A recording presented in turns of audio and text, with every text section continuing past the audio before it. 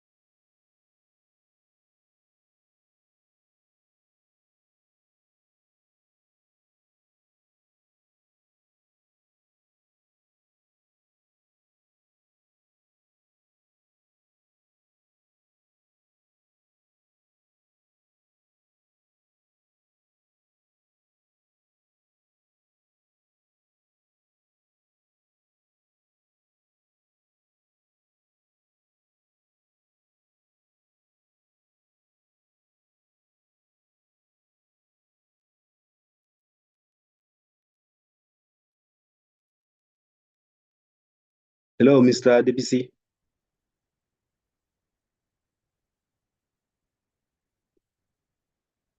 Mr. Debisi?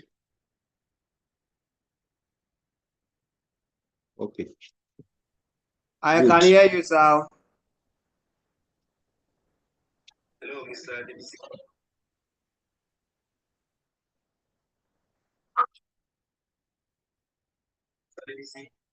Hello, sir. I can hear you, sir. I can hear you, sir. I can hear you, sir. I can hear you, sir.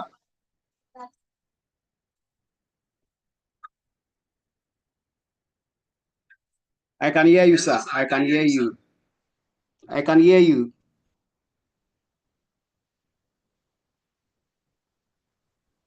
Leave it on I the can first hear you. slide first. Leave it on the first slide. Okay, okay, okay.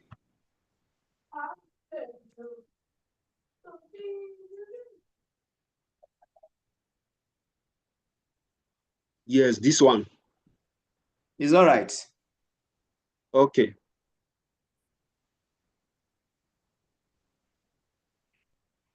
Do you have the program? No, I don't. Okay, I'll send the program to you so that you send it to the chat room or something like that. Or It's all let me right. see I if I have can also chat. made you a co-host. Okay, thank you.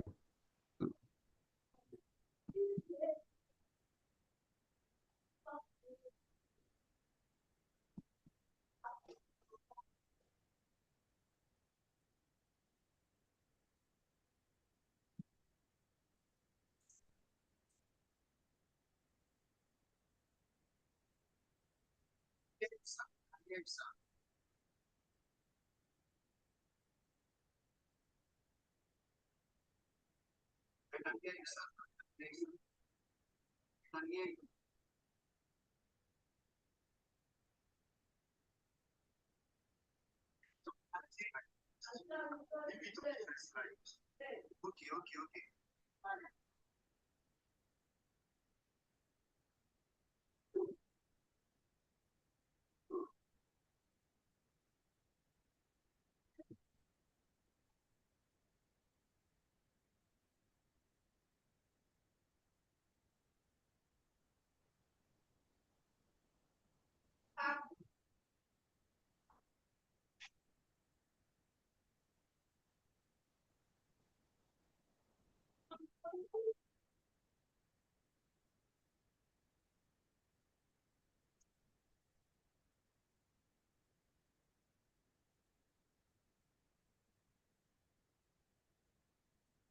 Admin, you can as well share intermittently the program and this one, the program. I've sent the program to the chat room.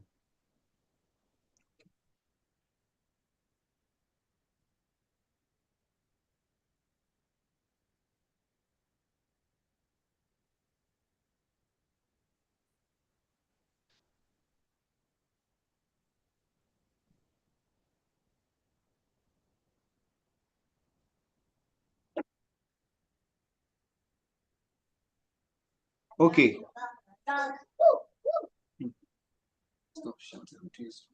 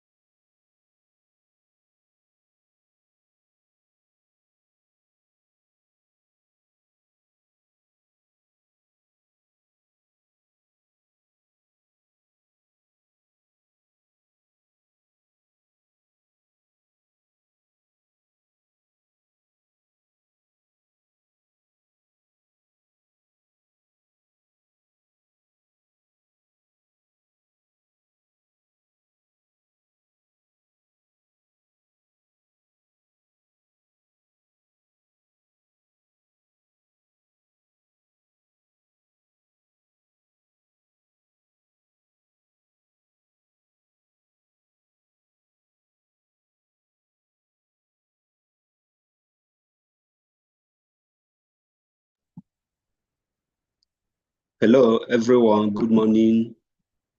My name is Yekin Ojeyasalam speaking. I'm the moderator of the program for today.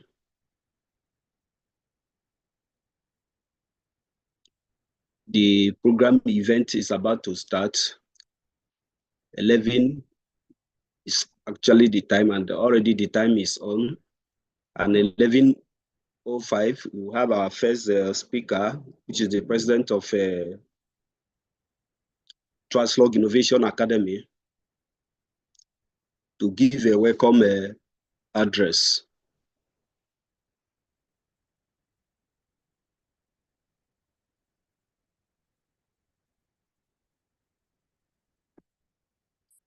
Yes, the person that's going to give the welcome address, which is the president of the Translog Innovation Academy, in person of Dr. Fatai Abdul Yakin, who double as a host for this event, is a transport and logistics specialist. He holds a PhD in transportation and logistics from the Malaysia University of Science and Technology in Malaysia, and a master's in transportation and transport economics from the Institute of Transport Studies at the University of Leeds, UK, and a Bachelor of Science in Economics from Lagos State University, Nigeria. Dr. Fatai is currently a lecturer in the Department of Transport Management. Dr. Fatai is an operations school under the School of Transport and Logistics, Lagos State University, Nigeria. He has participated in several research and consultancy projects locally in Nigeria and internationally. In addition, he has published in scientific journals and participated in conferences in Africa, Europe, and Asia. He is a member of professional bodies in the field, such as the Chartered Institute of Transport Administration, CIOTA, the Chartered Institute of Logistics and Transport, CILT International, and the Asia Logistics and Supply Chain Council. He is the president and co-founder of Translog Innovation Academy. Today, Dr. Fatai Yakin is going to give the host and is going to give the welcome address for this August important event. You are welcome, Dr. Fatai, for your speech. Thank you. Thank you so much, Dr. Salau. I hope I'm audible. You are. Oh, thank you so much. Distinguished partners, esteemed guest speakers, honorable participants, ladies and gentlemen. On behalf of Translog Innovation Academy, Nigeria, and our esteemed partners, the Swiss Information and Management Institute, SIMI, Switzerland, and the Virtual World Institute, United States, I extend a warm welcome to everyone attending this maiden edition of our webinar. It is a privilege to host you as we delve into captivating theme, emerging trends and innovation in transport, logistics, and supply chain management. Today's event is a testament to the power of collaboration and knowledge sharing. The idea of Translog was first conceived in 2022 by Professor Mohamed Reza Gadri, the Chancellor of SIMI, Switzerland. Under his mentorship and supervision, my colleagues and I embarked on a journey to create a platform that will contribute to advancing the fields of transport, logistics, and supply chain management. This vision materialized with the establishment of Translog on January 9, 2023. Since then, we have achieved significant milestones, including the signing of an MOU with SIMI Switzerland on April 28, 2023, designating Translog as an authorized learning center in Nigeria. Furthermore, on November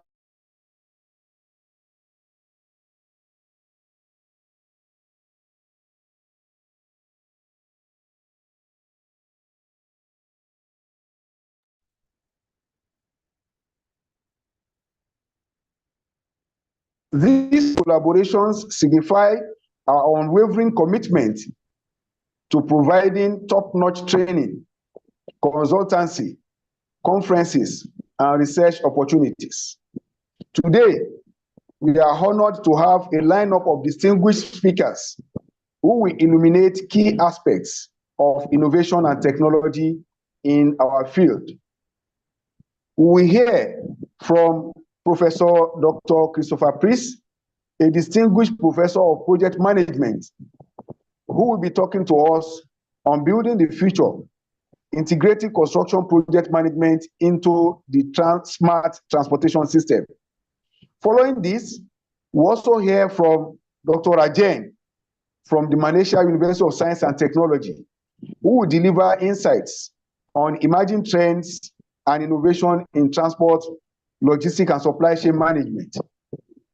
After that, we also hear from Professor Dr. Saeed Kakoi, the president of Virtual World Institute, United States, who will enlighten us on the application of virtual reality in education. And finally, we'll also be hearing from Dr. Joshua Odeleye, the Director of Transport Technology Center at the Nigerian Institute of Transport Technology, NITT Zaria. He will discuss digital highway for sustainable smart transportation. We are deeply grateful to our partners, speakers, and participants for making this event possible. Your presence and contributions are invaluable as we explore cutting-edge ideas and innovation shaping the future of the transport industry. As the president of Translog, I want to seize this opportunity to acknowledge other members of the Translog management team. Dr. Mojid Olaiwola Giwa, the Vice President, Academics, Dr. Yekini Ojenya Salau, our moderator, who is the Vice President, Finance and Administration. Once again, I thank you all for joining us today.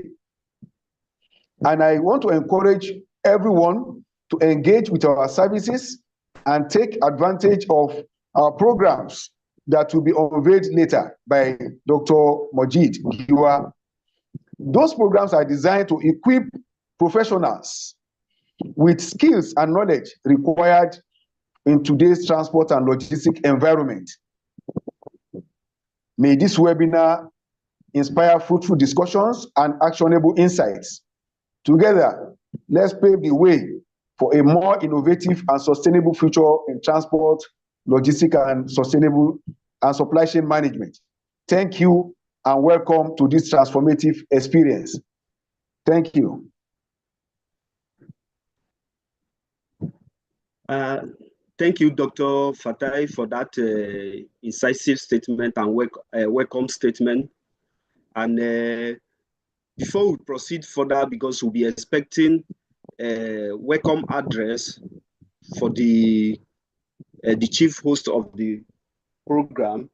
But before we proceed further, we need to recognize that in our midst, we have a lot of well and renowned and distinguished scholars, academicians, and professionals and administrators in our midst.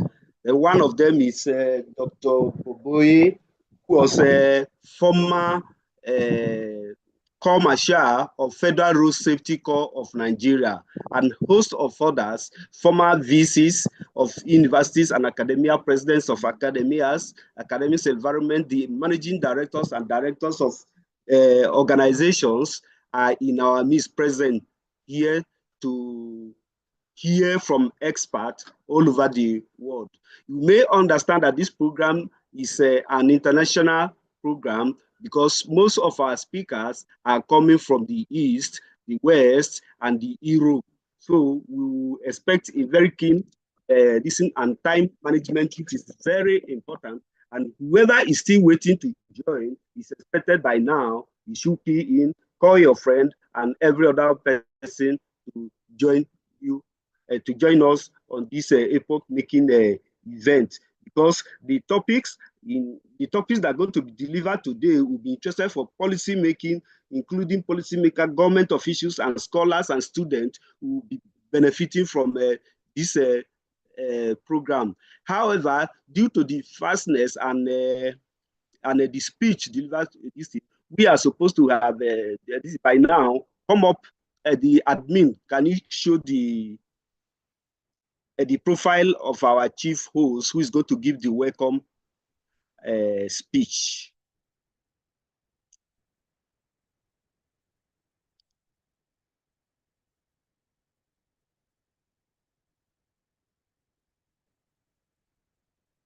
Thank you very much. Our chief host, in person of Professor Dr. Saeed Mohammed Reza Gadri, he is a distinguished civil engineer holding a PhD in transportation engineering with a specialization in intelligent transportation system and a master's degree in structural engineering. His research focuses on logistics, smart cities, smart mobility, and sustainability, aligning with cutting-edge development in this field. Currently, he serves as a professor and chancellor of the Swiss Information and Management Institute, SIMI, in Switzerland. Previously, he held esteemed academic leadership roles, including Dean of the School of Transportation and Logistics and Head of the Graduate School at Malaysia University of Science and Technology. Over the years, he has been recognized internationally for his expertise, frequently invited as a keynote speaker and guest professor by academic institutions and event organizers worldwide. His contributions have spanned countries such as China, Iran, Spain, Poland, Switzerland, France, Vietnam, India, Myanmar, and Nigeria, where he has delivered impactful speech and shared groundbreaking research and conducted professional training. The person in question is so much admired in the East and welcome and accepted in the Europe and welcome in Africa, especially Nigeria. You are welcome, Professor Dr. Saeed Mohammed Reza Gadri.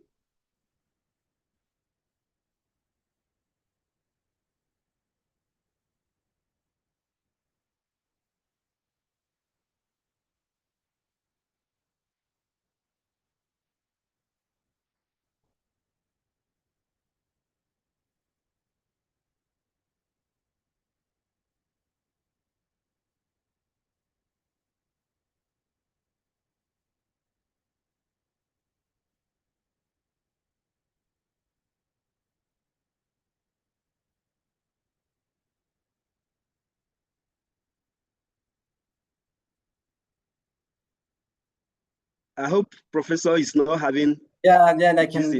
Now the mic is active. Hello, everybody, and good morning. Welcome, sir. To you all. Yeah, I just prepared a note for you, and then hopefully it will be useful and helpful for everybody.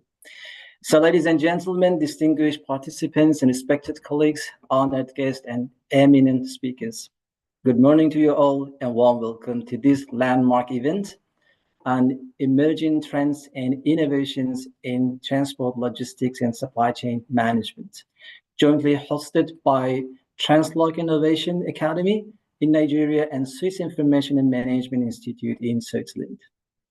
It is an honor to stand before you as a chief host for this gathering of brilliant minds and dedicated professionals.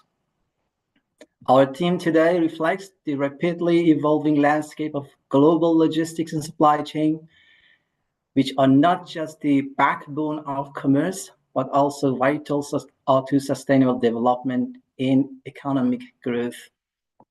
In an era defined by technological advancements from artificial intelligence, virtual reality, augmented reality, mixed reality, blockchain, and a pressing need for more resilient and sustainable practices, the integration of innovation in transport and logistics has never been more crucial.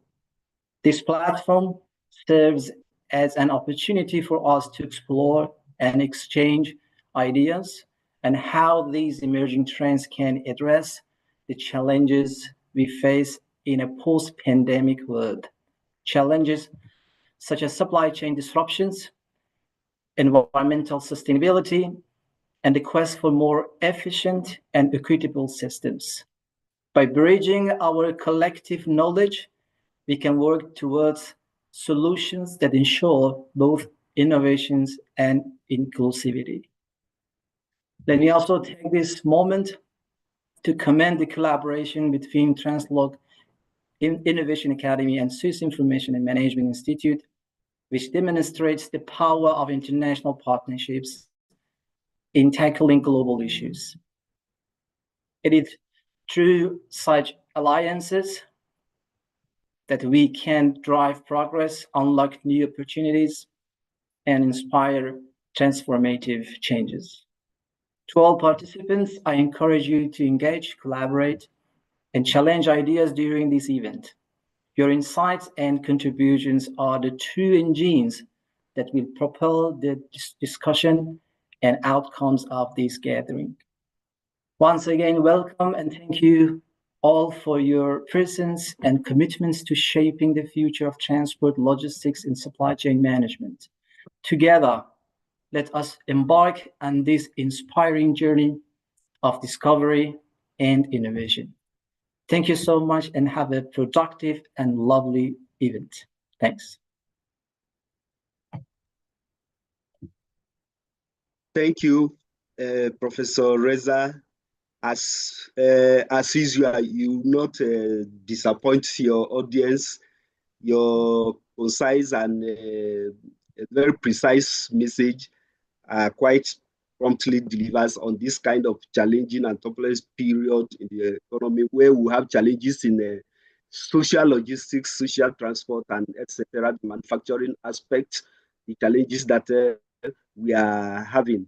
So this the team itself, it cannot be deferred. This is the very timely and definitely with the chance that you are giving the Translog Innovation Academy to represent Africa and present or to be a partner and with the Swiss Information and Management Institute and the support and the collaboration from Virtual World Institute. Nigeria will always take the lead in Africa. We are not Nigerians. We are not. We have the population. We have the entire faculty and the facilities and the infrastructure development that is coming up. We will not hesitate to invite other people to key in into the partnership to make it a very successful one. Thank you very much for always believing in Africa. You are once in Nigeria. Maybe the next one is going to be the physical. You are going to be welcomed into Nigeria again to spend some days with us. Thank you very much. You are highly welcome. Yes. Thank you so much. Yes.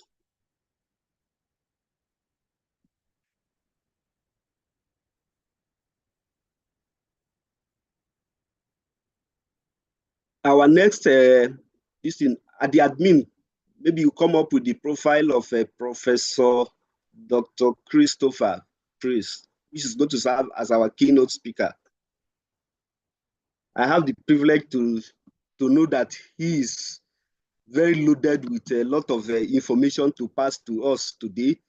He's an experienced and he's quite experienced. He's a distinguished project manager, an academician of repute, and he's well known. He has served in the United Arab Emirates and the UK and Europe. He is a former professor at the Universities of Leeds, UK, and a distinguished expert in project and business management within the construction and engineering sector. He served for 14 years in construction management group at the School of Civil Engineering, Universities of Leeds. Subsequently, from 2012 to 2015, he was based at Kuala Lumpur campus of University Technology, Malaysia, where he held roles including director of UTM International and coordinator of UTM's UNESCO Club.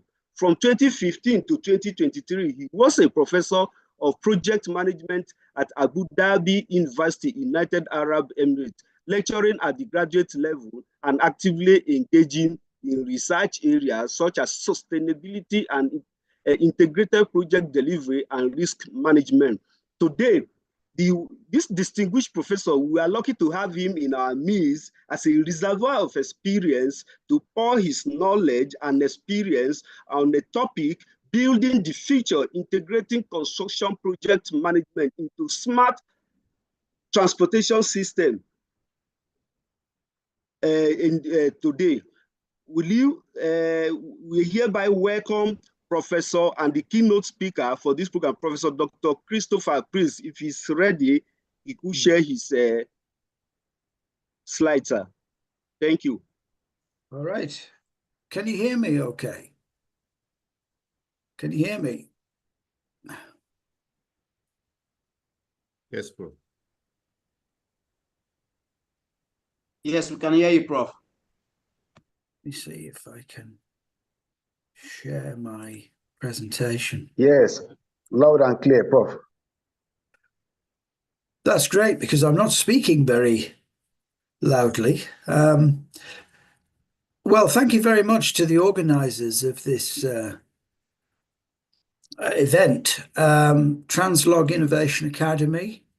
Yes, Prof, I don't know if it's possible for Hello, Prof, please, if yes. it's possible to put it on a slideshow.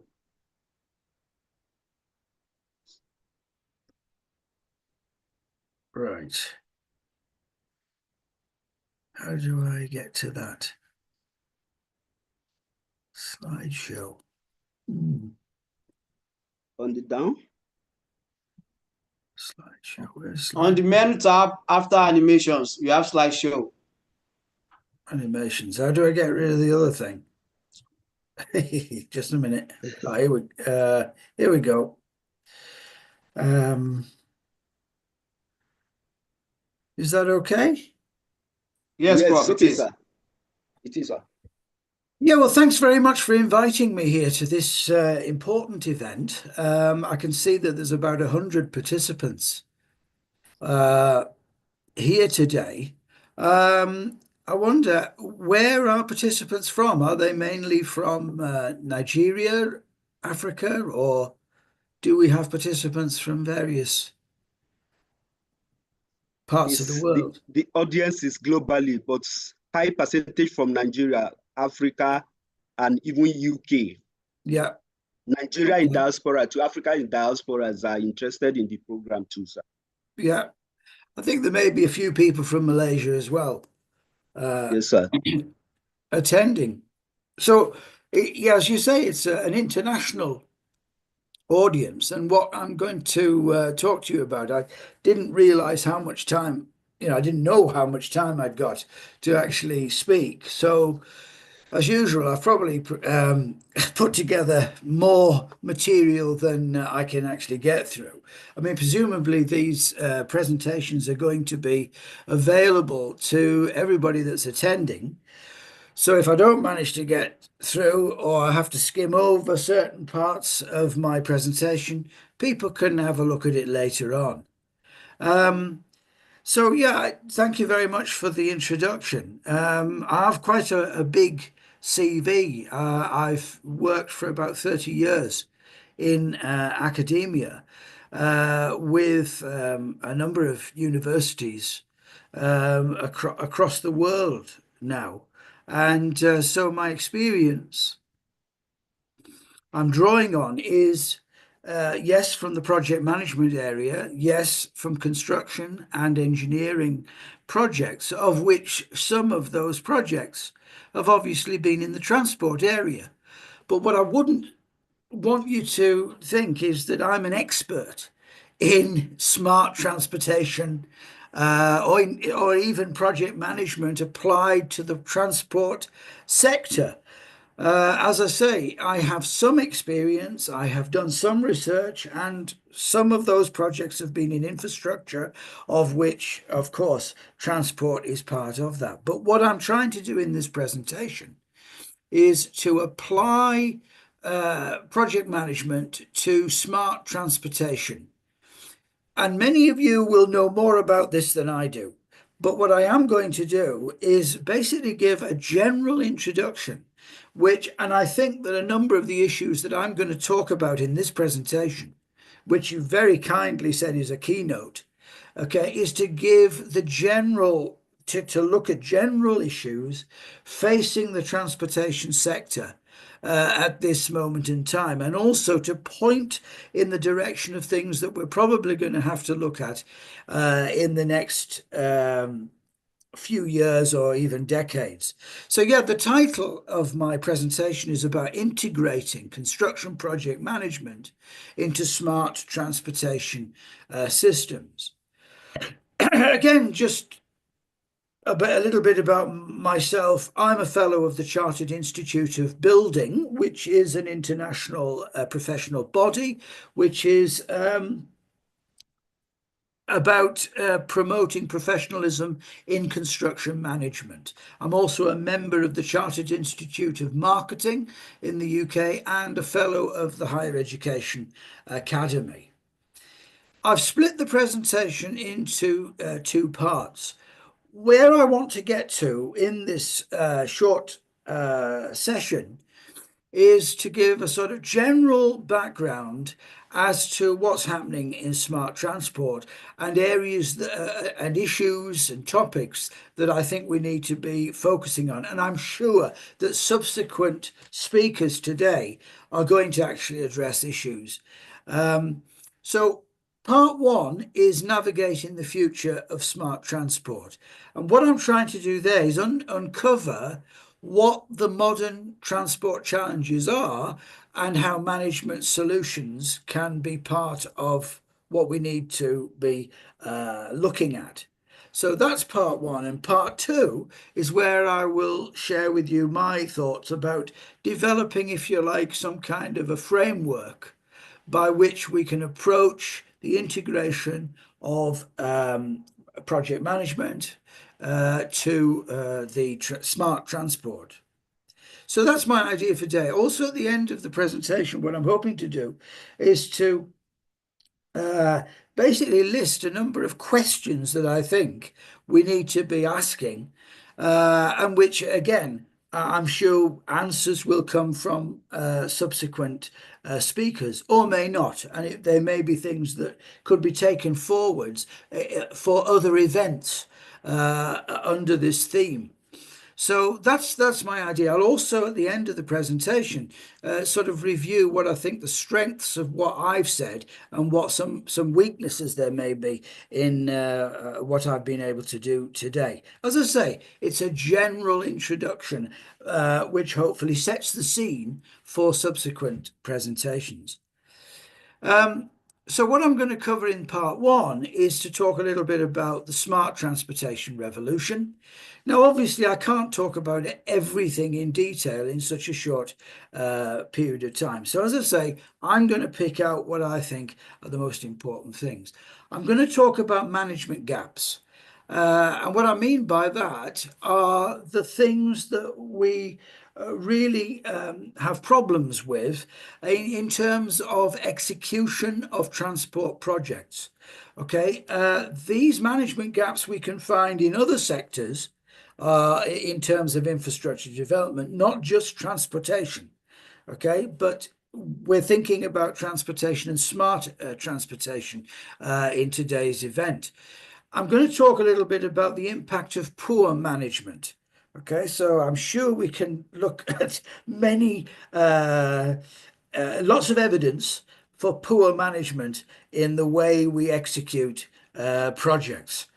And then finally, to talk about a strategic success framework.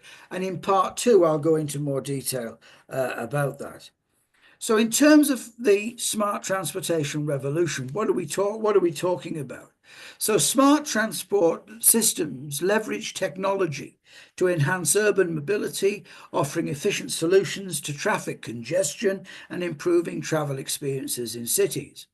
These systems integrate real-time data analytics, IoT and AI to optimize traffic flow and manage transportation networks effectively. So smart transport contributes to sustainable urban development by reducing emissions and promoting the use of eco-friendly transport options like electric vehicles. Public transportation is enhanced through smart ticketing, real-time tracking, and improved accessibility, making commuting more convenient for city residents. Collaboration between government, private sector, and technology providers is crucial for the successful implementation of smart transport solutions. If we look at identifying what the gaps in terms of execution from a management perspective, what I've tried to do here is to look at it over a number of years, going back to about 2010. So if we look at what was happening, we were trying to identify issues, and we began to recognize significant management issues caused by unrealistic timelines and insufficient resources. This realization pushed companies to reevaluate project plans and execution strategies to ensure better alignment with actual capabilities. By about 2015, resource allocation was an important aspect to look at. So the focus shifted to improving resource allocation. Companies started implementing tools and methodologies to optimize resource usage, aiming to minimize wastage and enhance productivity, ensuring projects were delivered on time and within budget. By about 2018, we were adopting something called Agile. So many organizations started to adopt agile methodologies to tackle execution gaps. Agile practices emphasized flexibility and adaptability, allowing teams to respond quickly to changes and manage timelines more effectively. By 2020, we were into the digital tools. So we saw a surge in the adoption of digital tools for project management. These tools improve transparency, communication, and tracking, helping managers identify gaps early and adjust resources as necessary. By around 2023, so bringing this right up to date, an emphasis or a focus on continuous improvement. So continuous improvement practices have become a staple in management strategies. Organizations focused on regularly assessing processes and outcomes, ensuring that execution gaps were quickly identified and addressed to maintain efficiency. What I would just say about these management gaps, this can apply to all aspects of project management and across different disciplines, not just transport, not even just construction or engineering, but in many other areas of industry. So what are the impacts of poor management? Well, we've already mentioned through talking about the gaps, we're talking about delays in projects, we're talking about projects that are running over budget, we're talking about projects that don't actually deliver what they're supposed to deliver at the end of the day. So if we look at exploring the detrimental effects of ineffective management on project timelines, costs, and also public trust, because obviously when we're talking about transportation, in a lot of cases, we're talking about public transport. So we're talking about infrastructure, which has a very big role for government. So public trust, obviously very important.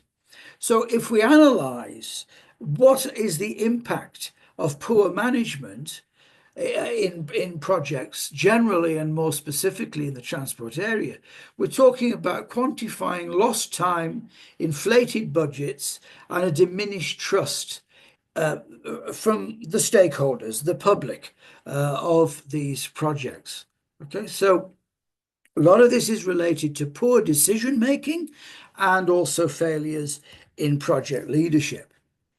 So what do we need? We need to be thinking about strategic project management. We need to be coming up with some kind of a framework which ensures that we address the gaps that we've just talked about. So the pie chart very simply visualizes key strategies to ensure project success. We're emphasizing on risk mitigation. we're emphasizing on collaboration. Okay, so we're highlighting the idea that we have to do our planning, we have to be effective in our communication within the project, across our project stakeholders, and also communication with the outside world, with the government, with various agencies, and of course with the general public and the users of our transport projects. We're wanting to ensure continuous improvement. So we're looking at best practices for achieving project goals efficiently and effectively.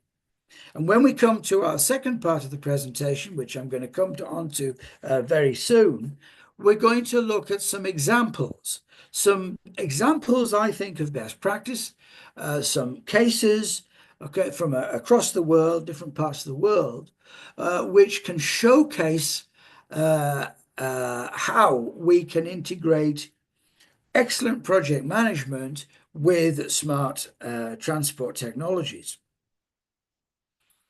So if we move on to thinking about this framework, then we're moving into part two of what I want to say this morning. So what we've done is simply given a sort of background, talked about some of the gaps in management that we may find. So now we're going to talk about basically the framework that I'm moving towards. So if we talk about what should be the vision, okay, we should be building smart transport. And of course, that is happening. And the examples that I'm going to give from across the world are showing that this is indeed happening. So we're talking about a convergence of construction project management or engineering project management and smart transportation systems. Okay, so what this is doing is paving the way for innovative, efficient, and sustainable infrastructure across the globe. We're talking about integrating cutting-edge technologies, ensuring that transport systems can handle the demands of urbanization and environmental challenges. This presentation unfolds some novel insights and case studies which highlight the extraordinary potential of smart transportation systems. We're exploring how this synergy shapes the mobility solutions of tomorrow. So if we understand the framework, then we need to understand a little bit of why project management is important. So I'm not proposing to get into defining project management. I'm going to assume that we have a certain level of understanding about that. But if we just pick out what are the key benefits, if you like, of planning and managing projects, we can talk about communication, we can talk about productivity, we can talk about our organization becoming more flexible, we can talk about effective resource allocation, improving customer client satisfaction. We can talk about better risk management. We can talk about learning. Okay, so this is a big aspect. If we're talking about trying to get continuous improvement, then we also have to have learning built in to our projects and to our organizations. So construction management serves as the backbone in developing complex smart transportation infrastructures, ensuring timely and efficient project delivery.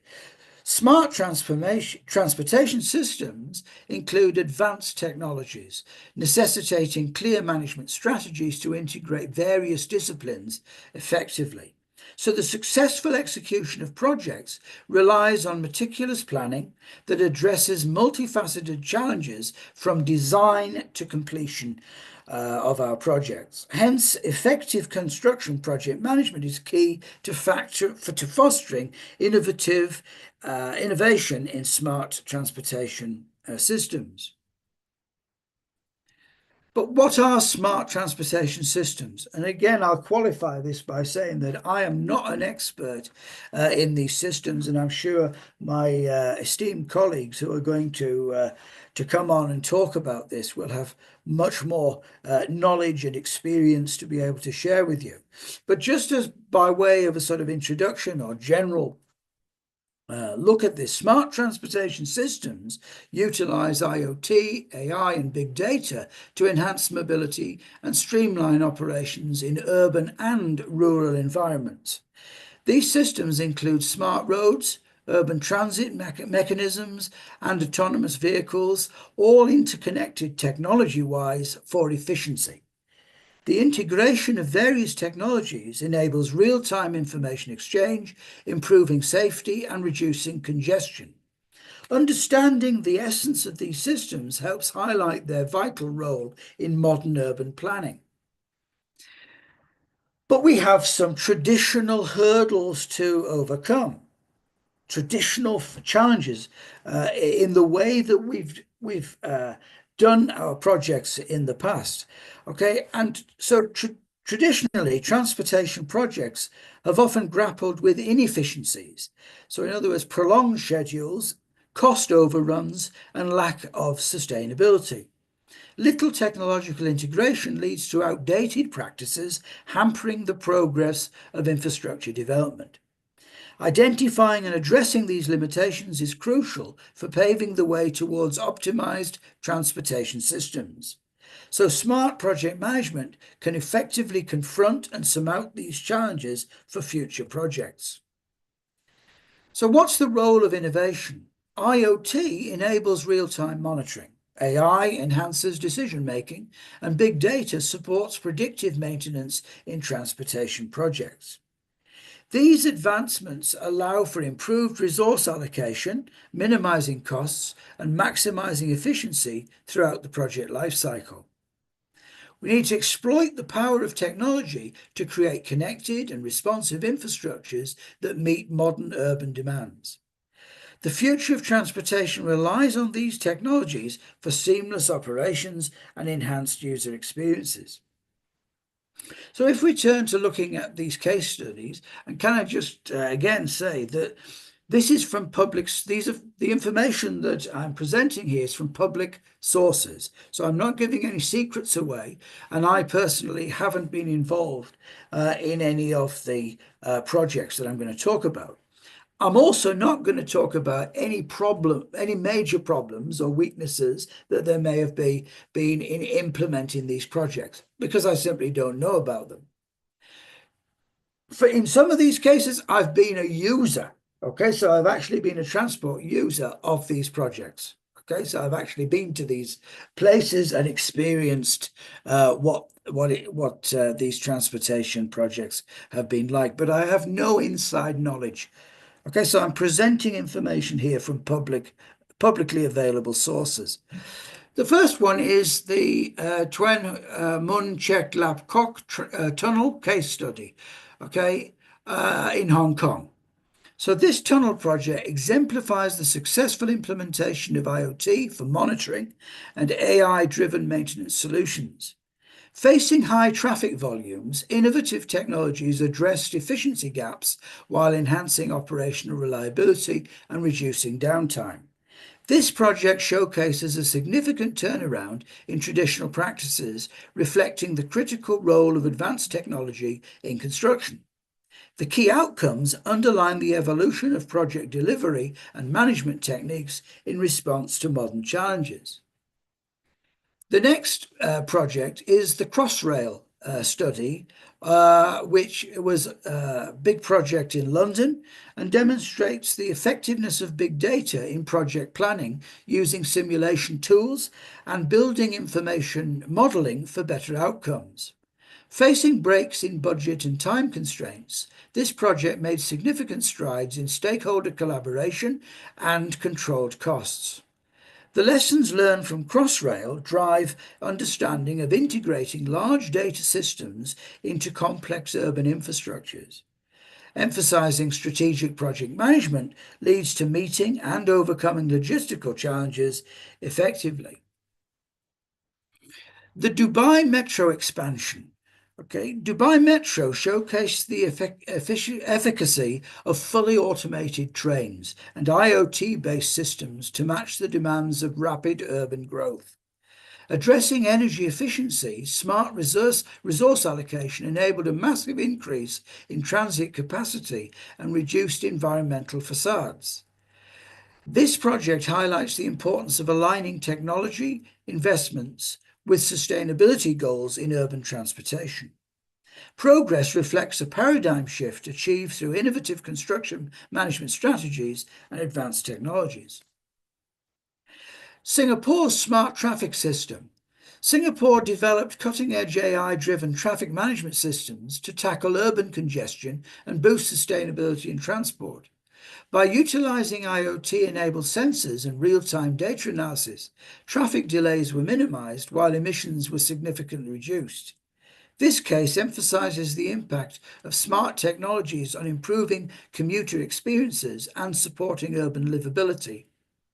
Singapore stands as a benchmark for modern cities striving for smart urban traffic ecosystems.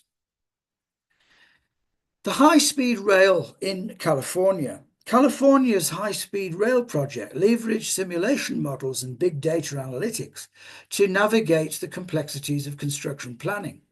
Focusing on mitigating environmental impact, this project emphasizes optimized resource use while ensuring minimal ecological footprints. A testimony to careful project management strategies, it balances the ambitions of rapid transit with sustainable practices. The outcomes signify lasting commitments to advancing infrastructure without compromising the environment. So, from those presentations, from those short cases, a number of key lessons we can see which have emerged, okay, which I think we can take forward in thinking about some kind of a framework of integrating strategic project management and smart transportation. So the first thing is the integration of the advanced technologies. So projects like the Dubai Metro and Singapore's traffic systems demonstrate the transformative impact of IoT, AI, and big data in enhancing efficiency, safety, and sustainability in transportation infrastructure. Secondly, the importance of strategic project management. The Crossrail project highlights how effective management strategies, including the use of tools like building information modeling and stakeholder collaboration, can mitigate logistical challenges and control costs. Thirdly, sustainability as a core objective. California's high-speed rail project underscores the importance of aligning construction planning with environmental goals, leveraging simulation models and resource optimization to minimize ecological impact. Fourthly, real-time monitoring and predictive maintenance. The Chuen Mun Chek Lap Kok Tunnel illustrates the benefits of IoT and AI in addressing high traffic volumes and ensuring operational reliability through proactive maintenance.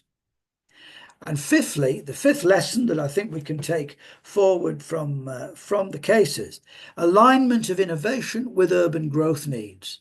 The Dubai Metro expansion showcases how smart resource allocation and automation can cater to rapid urbanization while maintaining energy efficiency and reducing environmental impacts. So what's the road ahead?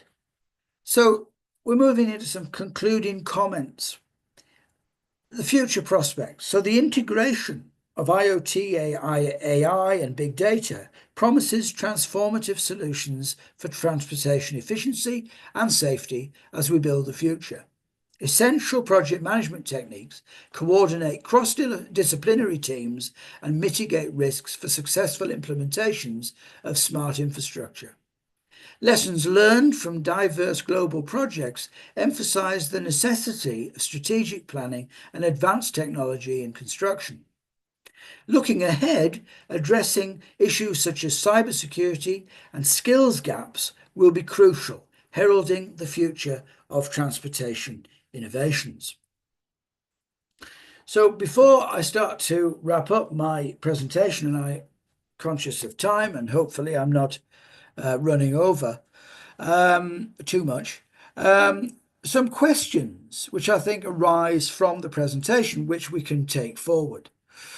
What role does IoT, AI, and big data play in revolutionizing smart transportation systems? How can strategic project management address execution gaps in complex transportation projects? What lessons can be learned from global case studies like the Dubai Metro, Crossrail, and Singapore's traffic systems regarding technology integration? How can traditional inefficiencies in transportation project management be overcome with advanced technologies? What are the environmental implications of adopting smart transformation systems as seen in projects like California's high-speed rail? How can collaboration between governments, private sectors, and technology providers enhance the success of smart transportation initiatives? How can innovations in smart transportation systems improve supply chain efficiency, particularly in reducing lead times and optimizing logistics? How does real-time monitoring and predictive maintenance enabled by IoT improve operational reliability in transportation infrastructure?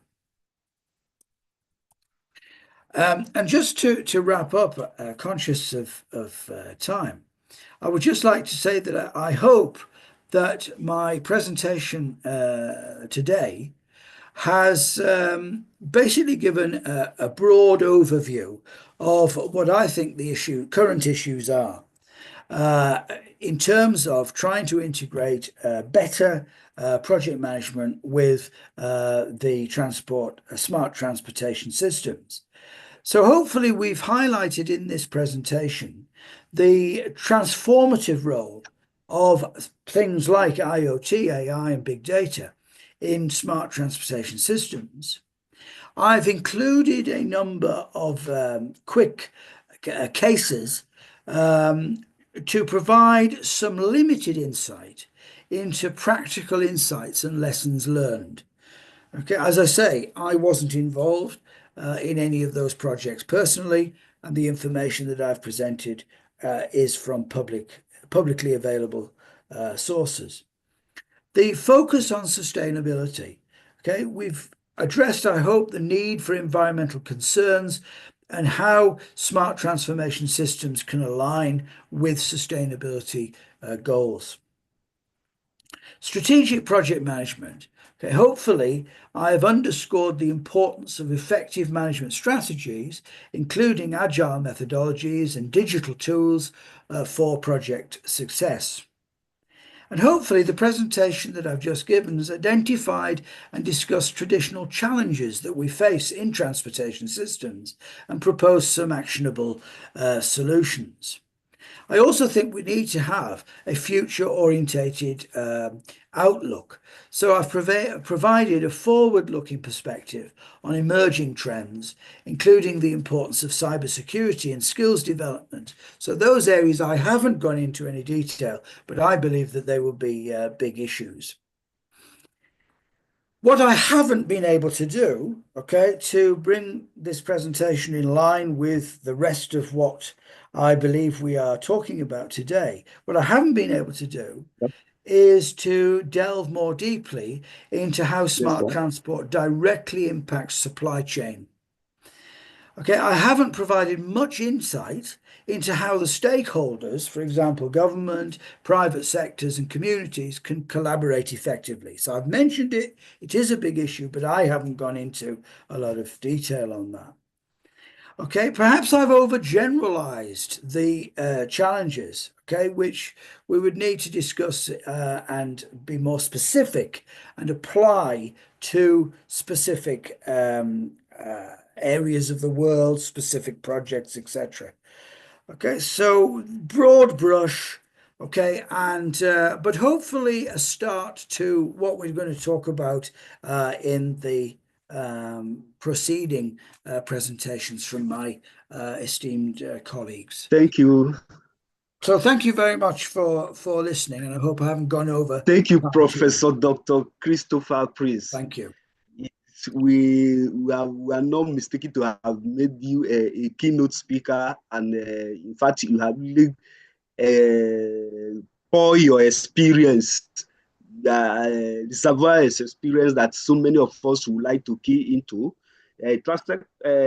Transportation sector, in any economy, we cannot underscore it, and the team that have been chosen and the topic has really comprehended, and we actually enjoy this. And we would like to plead with you that in the nearby future, this your experience, you would still not hesitate to share with us, because in this forum that we are talking of, several professors in academy, policymakers are available, and the newly created the university, Federal University of Transportation, Daura, a Chinese collaborative university, the professor Abubakar Ahmad led his team to attend this particular webinar. I think you have not really made a speech or give a lecture to a lower class, to the caliber and timber of people in transportation management who aspire to collaborate, to review, to seek more knowledge and interact with people like your type and people that are ready to share their experience. You are welcome once more, and thank you very much, Professor Dr. Christopher Priest, for your time taking on this particular period. The next topic is going to be handled by Dr. Legenda. I think the admin, will you please present, share the profile?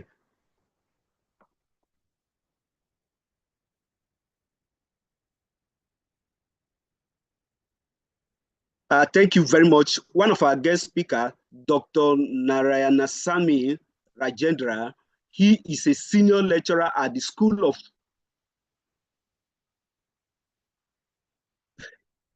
Okay. Don't worry, I will be able to read his profile from elsewhere.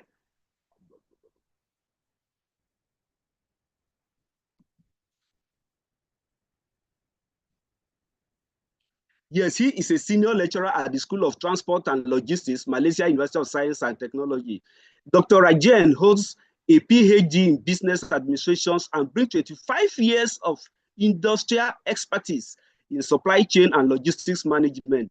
His tenure as the head of operations at Tesco Stores Distribution Center has honed his managerial and leadership skill, offering vast hands-on experience in the sector. Dr. Rajan's professional expertise spans across diverse domains, such as logistics, supply chain management, project, freight forwarding, multimodal transportation, shipping, chartering, and transport planning. His broad spectrum of involvement has cemented his reputation as a leader and expert in the field. In his role as both an academician and a trainer, Dr. Rajan's recent contribution reflects his unique ability to shape mind, inspire others, and provide industry insight, making him an invaluable mentor and thought leader in transport and logistics. No wonder the theme of this particular webinar today, Emerging Trends and Innovation and on Transport, Logistics and Supply Chain Management, is going to be delivered by this emeritus doctor. And we hope his experience in manufacturing for the benefit of the people in major in supply chain management in manufacturing will be able to convey his experience and transfer it, and for the benefit of both academicians, the stakeholder, and the policymaker. Thank you very much. You are welcome, Dr. Rajendra.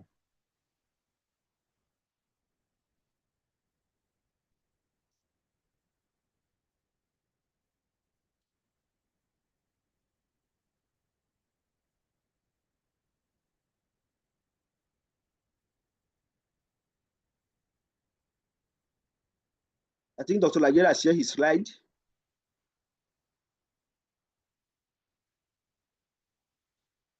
Very good morning to all our distinguished participants, and a special thanks to my former boss and also Dean of our School of Transport, Dr. Reza Gadari, or Professor Dr. Reza Gadari, for giving me this opportunity And also to Dr. Fatai, also is my friend, for allowing me to do a presentation. And also I have another friend of Professor Dr. Said Kakui. To all of you, good morning again. Can you hear me? Yes, we can hear you loud and clear. Can you please do a slideshow, sir? Yeah, I think okay, let me try. Okay now? Beautiful, sir. Okay, now, so today's my topic, it be the emerging trends and innovation in transport, logistics, and supply chain management. In fact, this is your theme webinar to this time. Hope to complete by 20 minutes. Okay, objective of this theme is to provide insight into the latest trends, technologies, and innovative practices shaping the future of transport, logistics, and supply chain management, while exploring their impact on operational efficiency and sustainability. Okay, so there are in the importance of innovation. One of the reasons I would like to work on the green methanol vessels Oh, is sorry. firstly the environment. Okay, one of the thing is importance of innovation. Staying competitive in a fast evolving industry requires businesses to adapt to technological advancement and shifting market dynamics. Companies face operational inefficiency due to outdated process, fragmented systems, or inadequate technology. So cutting-edge solutions like automation, AI, IoT can streamline operations and enhance customer satisfaction. The example like Amazon doing an automated warehouse robots to optimize its picking and packing and sorting process. So this combined with predictive analytics powered by AI, the company ensures faster delivery time and meeting customer expectation for rapid service. So as a result, Amazon has set benchmark to order fulfillment speed and accuracy. So another example like DHL using like smart glass in warehousing. So DHL introduced augmented reality smart glasses for warehouse workers to streamline order picking. So these glasses display picking instruction to guide workers to exact location of times, eliminating the need for paper-based system. So if you allow me, let me see, just play the video. I don't know, but I'll try to limit my time. This is not going to take long time. This is what about the glass. Technology has always played an integral part in further improving warehouse operations. With the rise of augmented reality, we're about to take a leap ahead. DHL and Ricoh have piloted vision picking to drive the next wave of supply chain innovation that simplifies operations. Vision picking is essentially equipping pickers with smart glasses that enable complete hands-free order picking. Today, we're using a mix of handheld scanners and a paper pick list, but we think we can make this process leaner and also more user-friendly by taking a paper and hands-free approach. Vision picking can greatly increase productivity, reduce errors, and support our employees in their daily work. To find the best solution, we teamed up with Ubimux, the leading experts on wearable computing. Their vision picking solution is the most mature and flexible on the market, and we're easily able to tailor this to our environment and deploy it on the Vuzix and Google glasses. Now the order picker can easily log in and begin picking by scanning the next available trolley. Using Ubimax's innovative user interface, task information is displayed. Okay, that's enough, I think. Just to show you how the glass look like. Okay, now, and then it's about leverage innovation to improve sustainability and reduce costs. Example like global shipping leader Maersk, they adopted a biodiesel powered vessel as part of their sustainability strategy. And these ships reduce CO2 emission by 80% compared to traditional fuels. Okay, and then it's also about like Walmart using solar powered stores where where Walmart installed solar panels on the rooftops of many stores to generate renewable energy. This move reduced electricity costs and companies' carbon footprint. This is, in terms of sustainability, Walmart contributes to reducing dependency on renewable energy sources, advancing its sustainability goals. Also, it reduces costs by generating its own power. So Walmart saves significantly on energy expenses over time. And then on this, the gain insight into emerging technologies under the actionable insight, understanding key trends shaping the sector enables informed decision-making and strategic planning. So gain insight in emerging technologies and their practical applications. Like example, understanding emerging technologies and their practical uses is crucial for a business aiming to remain competitive. Example, blockchain for supply chain transparency. You know, like Walmart utilized blockchain technology to ensure traceability of food products in its supply chain. Though through the IBM Food Trust platform, and Walmart tracks the journey of fresh products from farm to shelf. Okay, so practical application, blockchain provides a secure, immutable ledger that records every transaction. This ensures transparency and quick identification of contamination of sources in case of food recalls. Okay, then this is on the blockchain. When come to the other slide, we'll see another video which I'll show you how, you know, blockchain really helps in monitoring real-time information. Clearly in front of his eyes. The trolley is also displayed. Okay, this digital transformation in logistics, AI application, route optimization, and demand forecasting.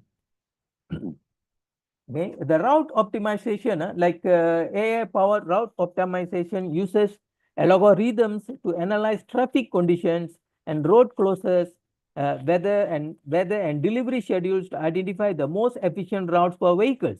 Example, UPS using the Orient system, whereby UPS employs Orient system and AI-driven platform to optimize delivery routes for its fleet. How it works? Orient evaluates data from millions of deliveries, traffic patterns, and packages volumes in real time, recommend and best route for each driver. So UPS says millions of gallons of fuel annually, reduce delivery times, and significantly lowers carbon emissions, contributing to operational efficiency and sustainability.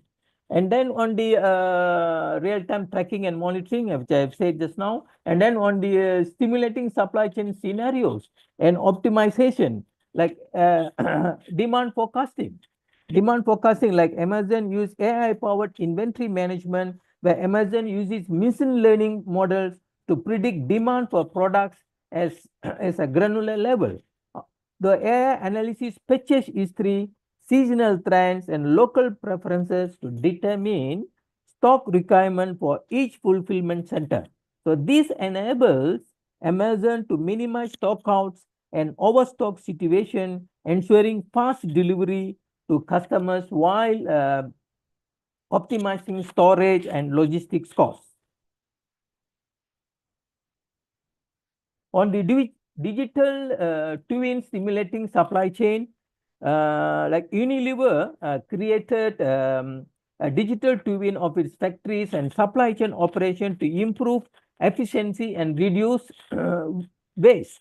Like the digital twin stimulates supply chain process such as production schedules, logistics, and demand planning. Using real-time historical data, it identifies bottlenecks and evaluates the impact of potential changes, such as altering production lines and rerouting shipments.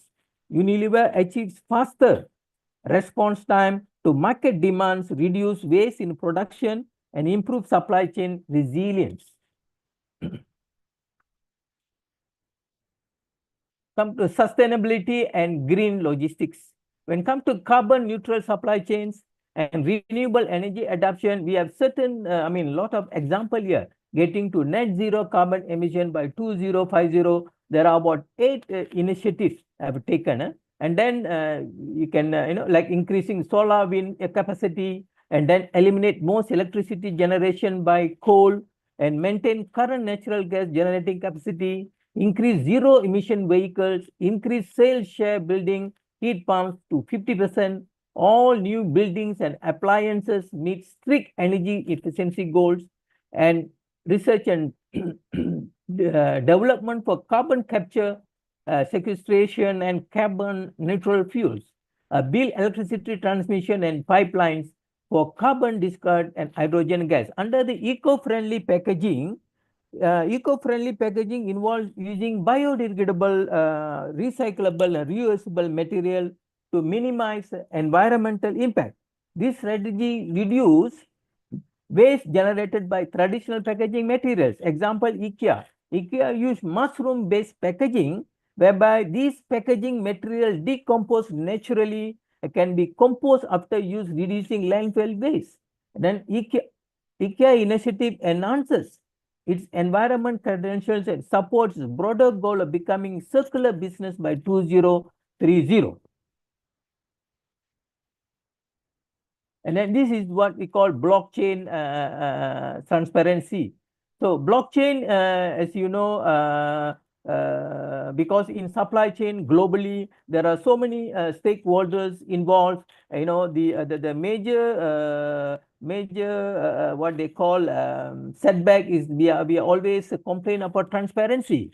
So when transparency in real time, all the stakeholders get the information at the same time, so it will make it help them to take faster decisions, and it helps in resilience in supply chain. I just play this. Let me play this TradeLand. TradeLand is actually developed by Maersk, whereby they're using blockchain in terms of documentation. Every day, millions of shipping containers are in motion, an incredible achievement of logistics, coordination, and communication. But legacy data systems and manual document handling cause friction that costs both time and money for businesses and people throughout the supply chain. TradeLens is a digital shipping platform powered by blockchain that enables unprecedented transparency, collaboration, and efficiency in global supply chains. TradeLens provides control and management of shipping data and supplies innovative apps to every stakeholder in the supply chain: shippers, freight forwarders, intermodal operators, ocean carriers, ports, terminals, authorities, financial service providers, and more. To illustrate some of the ways TradeLens enables collaboration and reduces friction, let's follow a shipment of laptop computers from inland China to their final destination along the west coast of the United States. Using the document sharing capabilities of TradeLens, the shipper can submit shipping instructions to the carrier, who accesses the information to draft a bill of lading for the shipper's review. Once a final bill of lading is verified, the shipper and carrier, TradeLens makes it accessible to the customs broker, the authorities in the port of entry, and the cargo owner at the destination. All along the supply chain, access to shipping data and information is managed by TradeLens' sophisticated permissioning model that controls who can add, view, and update information at each stage of a shipment, and provides a blockchain-encrypted audit trail of all critical actions. The benefits of TradeLens really deliver when the planned turns into the unplanned. Due to a sudden shift in inventory demand, the shipper requests the cargo be diverted to its distribution center in eastern US near Savannah, Georgia. Following the request, the shipment is rebooked on another vessel, requiring a change to the manifest and a reissued bill of lading. Using TradeLens. Sorry, because of the short of time, I think I just want you to feel aware about what is blockchain all about. Let me move on. The carrier can create and publish the. Okay, this is on the e-commerce and omni-channel logistics, whereby growing importance of hyper-local deliveries, integrated warehousing and order management, and seamless operations enhance customer experience through omni-channel solutions. Okay, this how it works in Amazon. Amazon leverage its extensive fulfillment network, integrating its warehouses, delivery systems, and retail location to ensure fast delivery for online and offline orders. Customers can place orders online for home delivery or pick up from Amazon lockers. Amazon also uses same day and next day delivery services to support seamless omnichannel experience.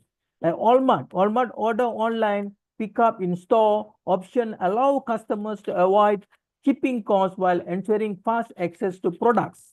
And Zara, example, if an item ordered online is out of stock in warehouse, it will be shipped directly from nearby retail store. Like Alibaba, Cananio integrate advanced technology like IoT, AI, and robotics to manage inventory and optimize delivery routes.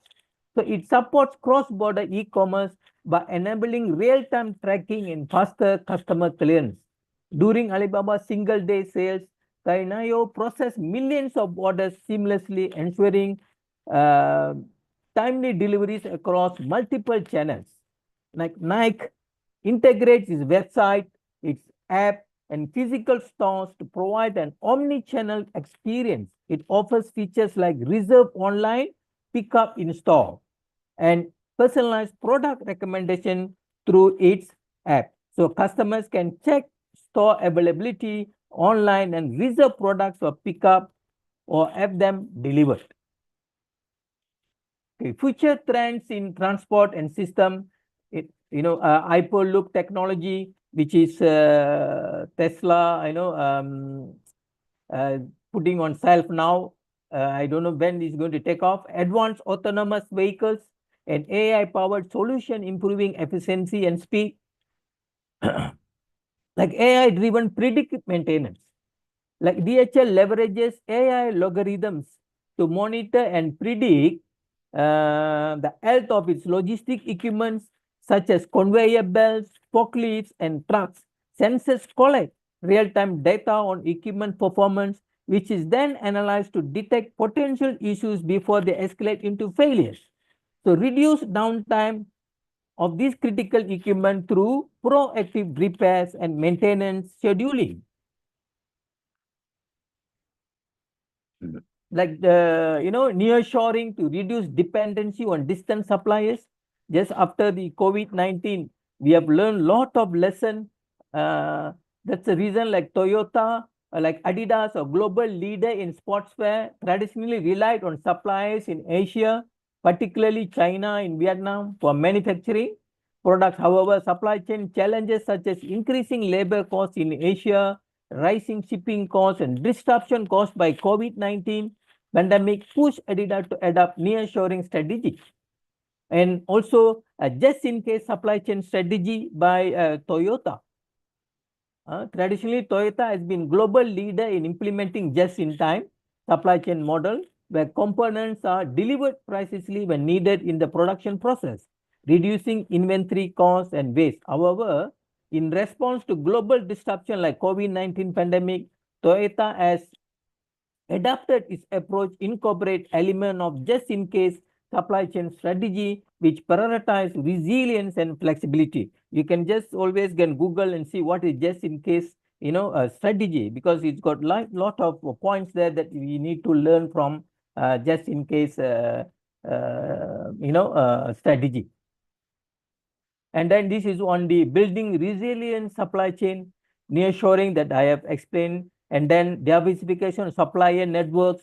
We also have explained about the Adidas and post-pandemic strategies, focusing on resilience and flexibility. Then to recap what we have said, digital transformation is redefining operations. Sustainability and resilience are critical for future growth. Embracing innovation is key to staying competitive. Call for excellence, explore and adopt emerging technologies in your operations. Foster collaboration to drive industry-wide change. Thank you. If any questions or no, then proceed to next speaker.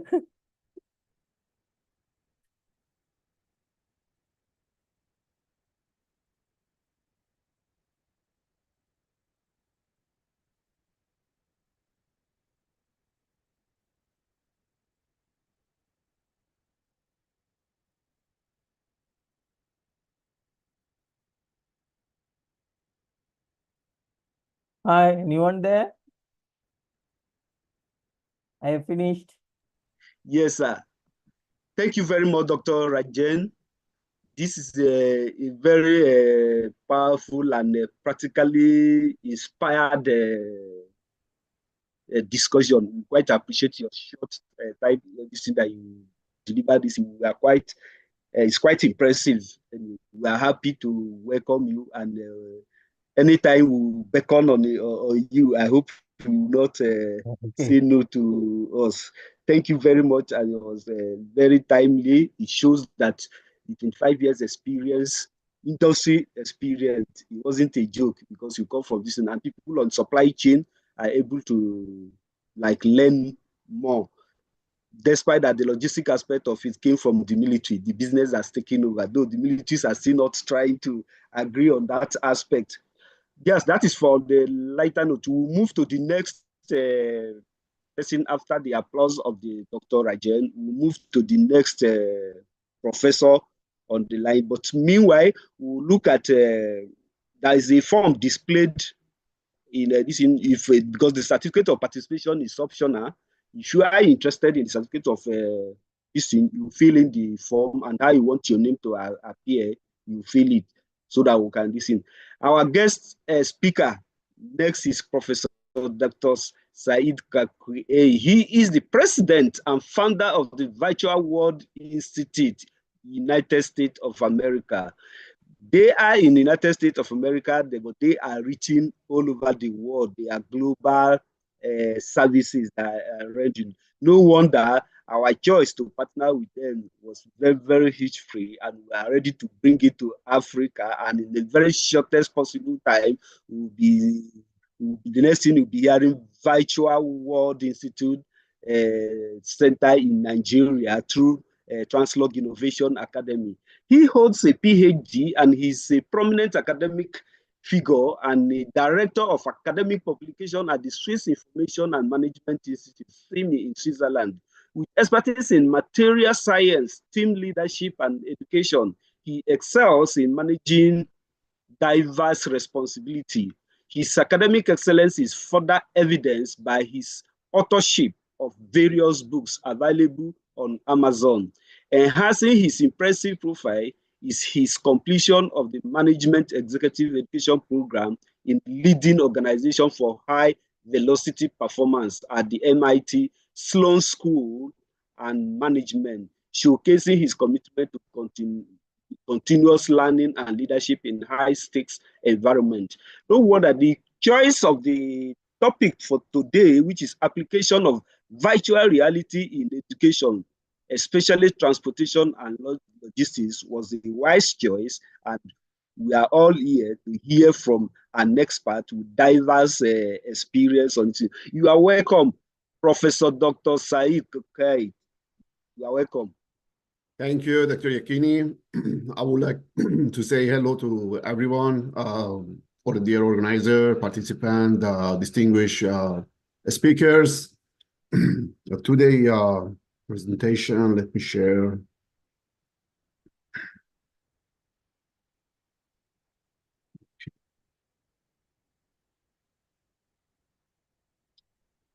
Can you see my slide? Yes. Okay.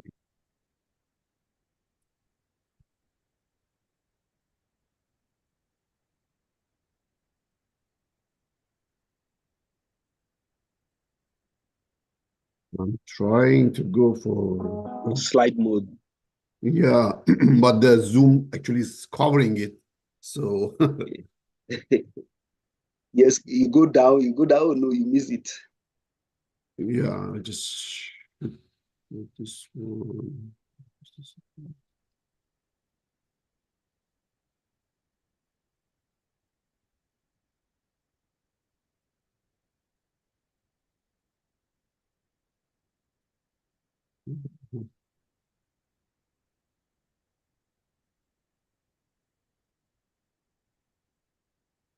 Oh my God. There is a menu of the Zoom which is covering that part, so I cannot click on that. Yeah, we can see it. Maybe we'll continue, maybe along the line. Okay, it's down. It's down. Yeah. Okay. You can equally use the slideshow on the menu bar. Oh, okay. Yes. Slideshow here. Okay. So continue, just the menu bar. After transition animation, you have slideshow. Oh, yes. Okay. There, Great. From begin. Okay. Okay. Now we are there. Okay. Thank you, everyone. Today's slide is about the application of virtual reality in education. So specifically transportation and logistics. But first, I would introduce the Virtual World Institute and our partners. And since we have started collaboration with TIA, CME, and that would be great we know more about that. So Virtual World Institute actually is an international VR-focused educational institute established in Indiana, USA. So we are offering a diverse range of programs, integrating immersive technologies. So that's a global platform connecting the learner from different parts of the world. So if you're willing to collaborate with us, just send us a message. We will sit and talk and to see how we can collaborate. So this actually VWI are transforming education through virtual reality. And our mission is to provide the cutting-edge educational experiences by using the virtual reality technology, other immersive technology, and we are planning to reach traditional learning with the future-forward immersive technique.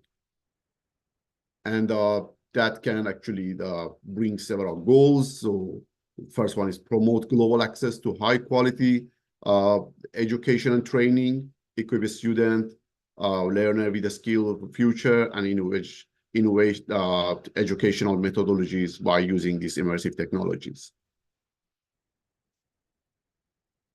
So why virtual reality? Since we are using the online platform, online system, so why is the need for virtual reality to be implemented? So most of you have experienced during the COVID time, running classes, teaching by just Zoom and some other online platforms, and comparing this type of teaching with the physical class showed you a lot of gap, a lot of weakness may happen during the online teaching.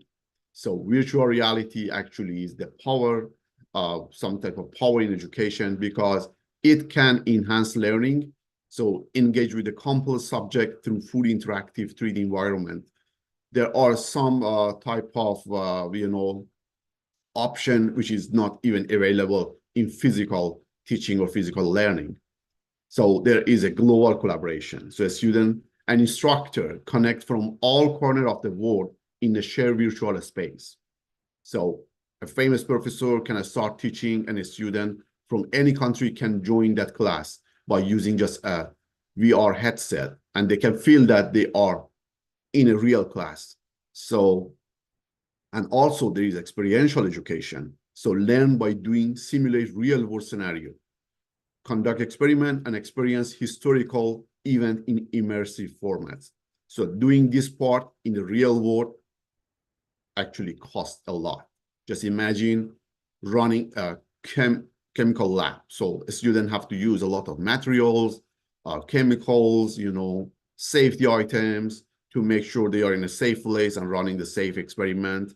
And there is a limitation. But in virtual world, there isn't any limitation. Currently, there are several companies, they developed virtual chemical lab, virtual physical lab for different, even for medical field and for industrial field.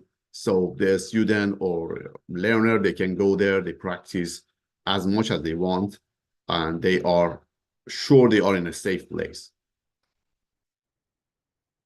So our unique approach, which is a holistic learning experience. So we have a flexible learning. So you can learn from anywhere using the VR platform. We have a multicultural environment. So you can engage with an international community of learners.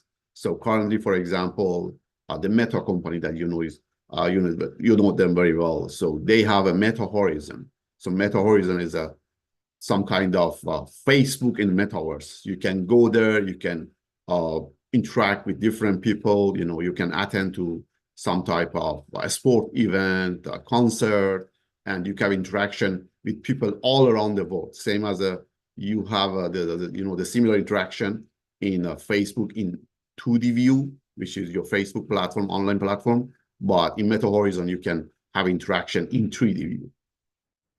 And the real world application. So partnering with the industries and provide hands-on training and collaborate opportunity for different fields. So came from the industry to medicals and educational institutes. So all can use this type of real world application.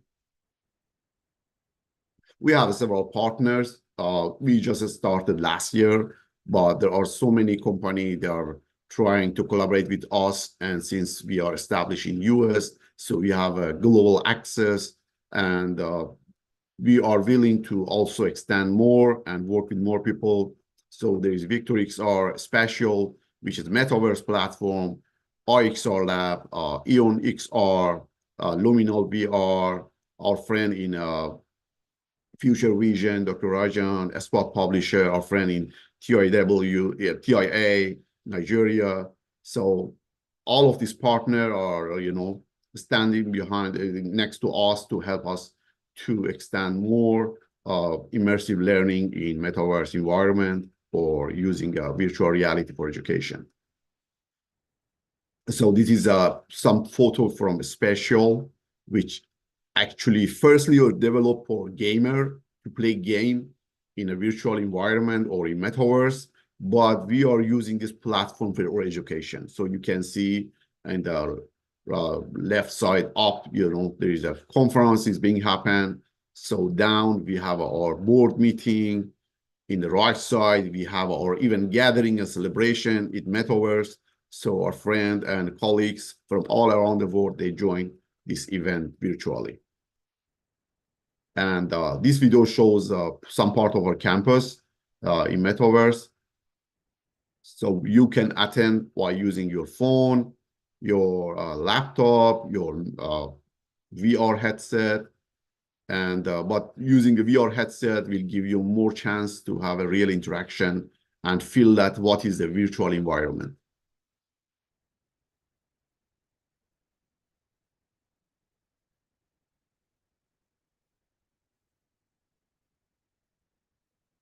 If you dip too much to this VR environment, sometimes even you forget that this is a virtual environment. So your brain will get tricked, you know, will be tricked. And that's, you know, the fun part of the virtual environment, because you can use it for all different purposes, learn for instruction for learners, and you can train them with some 3D items that having them in the real environment is really expensive, like the jet engine that we have seen in the corner of the campus and some other items. So one of our fantastic partners is VictorXR. They are a leader in the VR development, construction in metaverse. So where the online learning meets the hands-on learning, the VictorXR is there.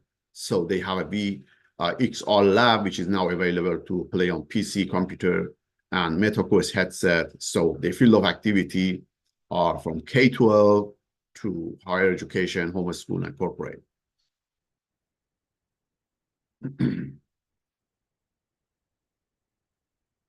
And yeah. So the Eon Reality is another company we actually is our partner, and also we are their representative as a reseller. So they have, I can say they have a magic power. So they have a platform, can collaborate with them, and you can convert any type of, you know, current traditional courses to AI, VR type of courses. So they are really amazing in this field.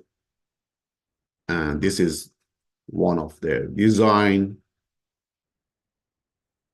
just as an example, how the learner can learn by using the VR headset.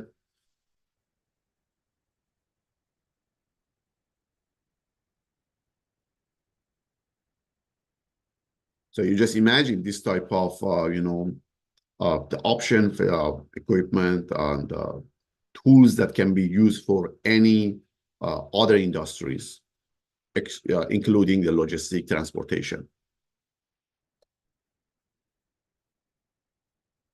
So our other partner is the IXR Lab. So they are reimagining higher education with virtual lab simulation. So they explore the medical device and equipment. They are developing so many medical device and equipment, and also around the world and US. Like you can explore the human body organ systems. You can explore VR for medical training. So currently they're focusing on healthcare and medical, but they are able to also develop the VR tools for different other fields, including virtual reality has wide applications in the medical field, and medical education is one of them. IXR Labs medical VR modules provide an in-depth view of the human anatomy, such as the skeletal system, heart, lungs, etc., and also the various processes taking place inside.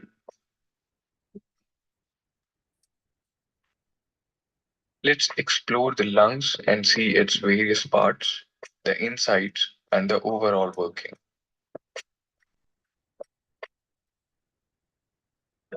So these are the lungs, and we can rotate and see a 360-degree view of it. We can see the internal working and the various parts of it. Just imagine all of this inside in view, 3D view when you clearly use the see VR the headset. alveoli.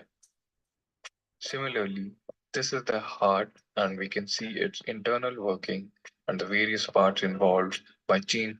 So just as an example, I just wanted to show this video. So just imagine this type of training, learning is happening in the VR environment, comparing this type of learning with a traditional learning, which was happening through the books, slides, and the online training.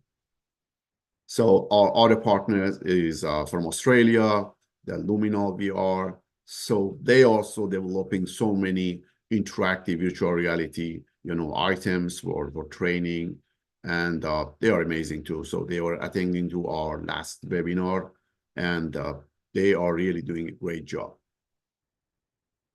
So our other partner is Hands-On Virtual Reality Lab, so located in San Diego, California, US. So they also developing some extra tools for virtual reality training, which including some type of the VR gloves. So Professor Hamadani, he is a CEO of this company, and he's also a professor in San Diego University. So they are giving some others, they're bringing some other sense to the virtual reality environment. So in virtual reality, you can use the headset, so you will see everything in the virtual environment, but they are developing some type of gloves that when you put in your hand and you're running the experiment, it gives you more feeling that this is a real case. And also if something wrong happened, you can also feel that. So for example, exploding some chemicals. So there will be some shock in your hand, fingers, and you can sense it. So that would make the training and learning really amazing.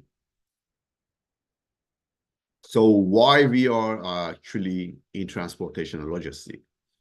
There is several challenges that address the complexity in operation, high training costs in real case.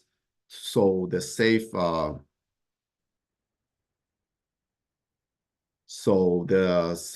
safety concern. So one of the big concern that's motivate people to use the virtual environment. So supply chain optimization and the opportunity that's unlocked by using the virtual reality is enhanced training, streamlined warehouse management, improved route planning, and better customer experience. Because the trainer, customers, the student, they can practice as much as they want. So there isn't any limitation in terms of cost, time, location. So that will help a lot. So the key VR application in logistics and transportation, firstly focus on training. So there is a simulation for training, and currently our partner like VictorXR, They developed a forklift operator training. So you can just put your headset and there will be a forklift available for you. You can practice as much as you want. And at the end, you will be certified. And that certification can be used to bring a job for you in industry.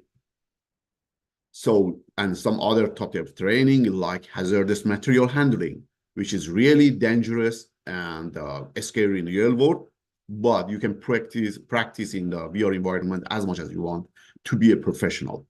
So the warehouse management, there is a VR enhanced inventory navigation. So the route optimization, visualizing complex delivery route. So the driver, the expert in this field of the transportation and logistics, they can practice as much as they want and in some type of the real world, but in virtual environment. So there is a safety enhancement, definitely one of the best option that we have in a VR environment. So the risk assessment and accident prevention can happen by using the VR. So there are so many case studies. So I just bring 3 of them to be reviewed together. But there are so many if you search. Even currently I am collaborating with Subaru Japan in US. So they also are using the virtual reality, augmented reality for training. And that costs a lot for them, you know.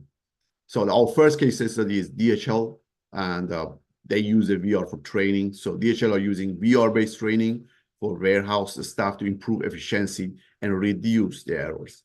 So what was the impact? 50% reduction in training time. For such a big company, that's amazing. So this 50% reduction in training time also will save a lot of money for the company. So improved employee retention rate. That's another achievement that came with the VR to this company. So the second case study is Audi, the car manufacturing, actually is using VR for logistic planning. So Audi employ VR to simulate the logistic operation during the vehicle production. So what was the impact for this implementation of VR? They had a faster planning cycles and they could reduce physical prototypes. That again save a lot of money for the company. And the third case study is using the VR in public transportation in Singapore. The Singapore Institute of Technology and Land Transport Authority harnessed the virtual reality to create a better commute. So the impact was to optimize the station layout and also to improve the passenger satisfaction. That was another amazing achievement by using the VR or virtual reality. So what do we expect for the future of VR in transportation and logistics? So it can actually, there is some prediction trend in this field, which is the first one, integration with AI and IoT, as my other colleagues mentioned, as Professor Christopher mentioned about that. So the widespread use in autonomous vehicles, testing, development of virtual supply chain environment. This is currently happening, but still is a predicted trend, but some companies started some work in this field. So, and there are some challenges to be addressed, the high initial costs. Actually, this was one challenge recently, but we can see how Meta is overcoming this challenge by introducing super cheap headset. So if you compare the Meta set, actually Meta headset with the Apple Provision, you can find out what I mean. So they are really giving the super cheap headset comparing to the technology that we have there, comparing this headset with other, the electronic device available in the market, I can say that is really super cheap. So, and also need for a skilled personnel. So VR is new, people don't know about that. And some companies are trying to introduce this very well. Our job, our responsibility in VWI also is to bring this knowledge to people and to train them. So we have developed some training programs for trainers. So if in future you want to use a VR or AI and for your class, for your company, for your daily activity, for your training, for your event. So first of all, you need to be familiar with the VR environment. So we have developed some courses, and that can help you to be actually a trainer in VR environment. So at the end of my presentation, I have a gift for some of our participants. This is limited. So first come, first serve. And benefit of VR implementation. So definitely cost saving. So there are so many literature review. There are so many reports available on the internet that you can search, and it brings from 50%, 20% to 50% cost saving to the company by having efficient training and operation. So enhanced safety, one of the best actually the items that can be considered in a VR environment is safety. And actually it was one of the motivation for the most company to use VR, for their training. And it has actually real world risk reduction. You just imagine you have a very, the dangerous environment and super expensive equipment. Even you cannot provide training for that equipment. So that is happening in the power plant, the electrical industry, oil and gas industry, automotive industry, that they have a few super expensive equipment, which there isn't a lot of trainer for that. There isn't a lot of professional available in each company for those type of equipment. So providing training is very expensive and also very dangerous for both sides, for the trainer, for the student, and also for the company who is providing that equipment, because they don't want to lose that equipment just for some training, because people during the training, they do a lot of mistakes. So using the VR will enhance safety. Sustainability. So it will reduce the physical prototyping and waste. So you don't need to spend a lot of money for your prototype and waste your money for something. So you can run everything in the VR environment, and if you are sure that it's working, then you can go to the real environment. So as a real example, because the past 3 years, I was working at Purdue University, one of the top 10 universities in the world. So they started a new bachelor program called semiconductor program. So engineering semiconductor. And they also, with collaborating a very famous company, I don't want to mention the name, don't want to advertise them. They are investing $1 billion to establish a semiconductor factory and platform here in our city. But the engineers need to be trained now. But at the other hand, the factory is not available yet. So what they do, they signed an agreement with a company who already built this factory and platform in virtual reality environment. And the student, engineers, they can go to that environment. They can practice with all equipment. They can be trained and professional in these 4 years they are studying. And after 4 years, which the factory is available, they can go directly to production line and work there. So the company also signed another agreement with India to support them by training of 60,000 engineers per year. So you can see how VR is important nowadays. Maybe no one knows about that 5 years ago, 6 years ago, but by such a big investment from Meta, Apple's, and those other companies, people know that how important VR is now, and why these companies are, attending to such competition to bring down their headset cost, to invest a lot on that. And even I heard that the Meta stopped several projects to invest just in VR. So the customer, the other actually benefit of VR implementation is the customer satisfaction.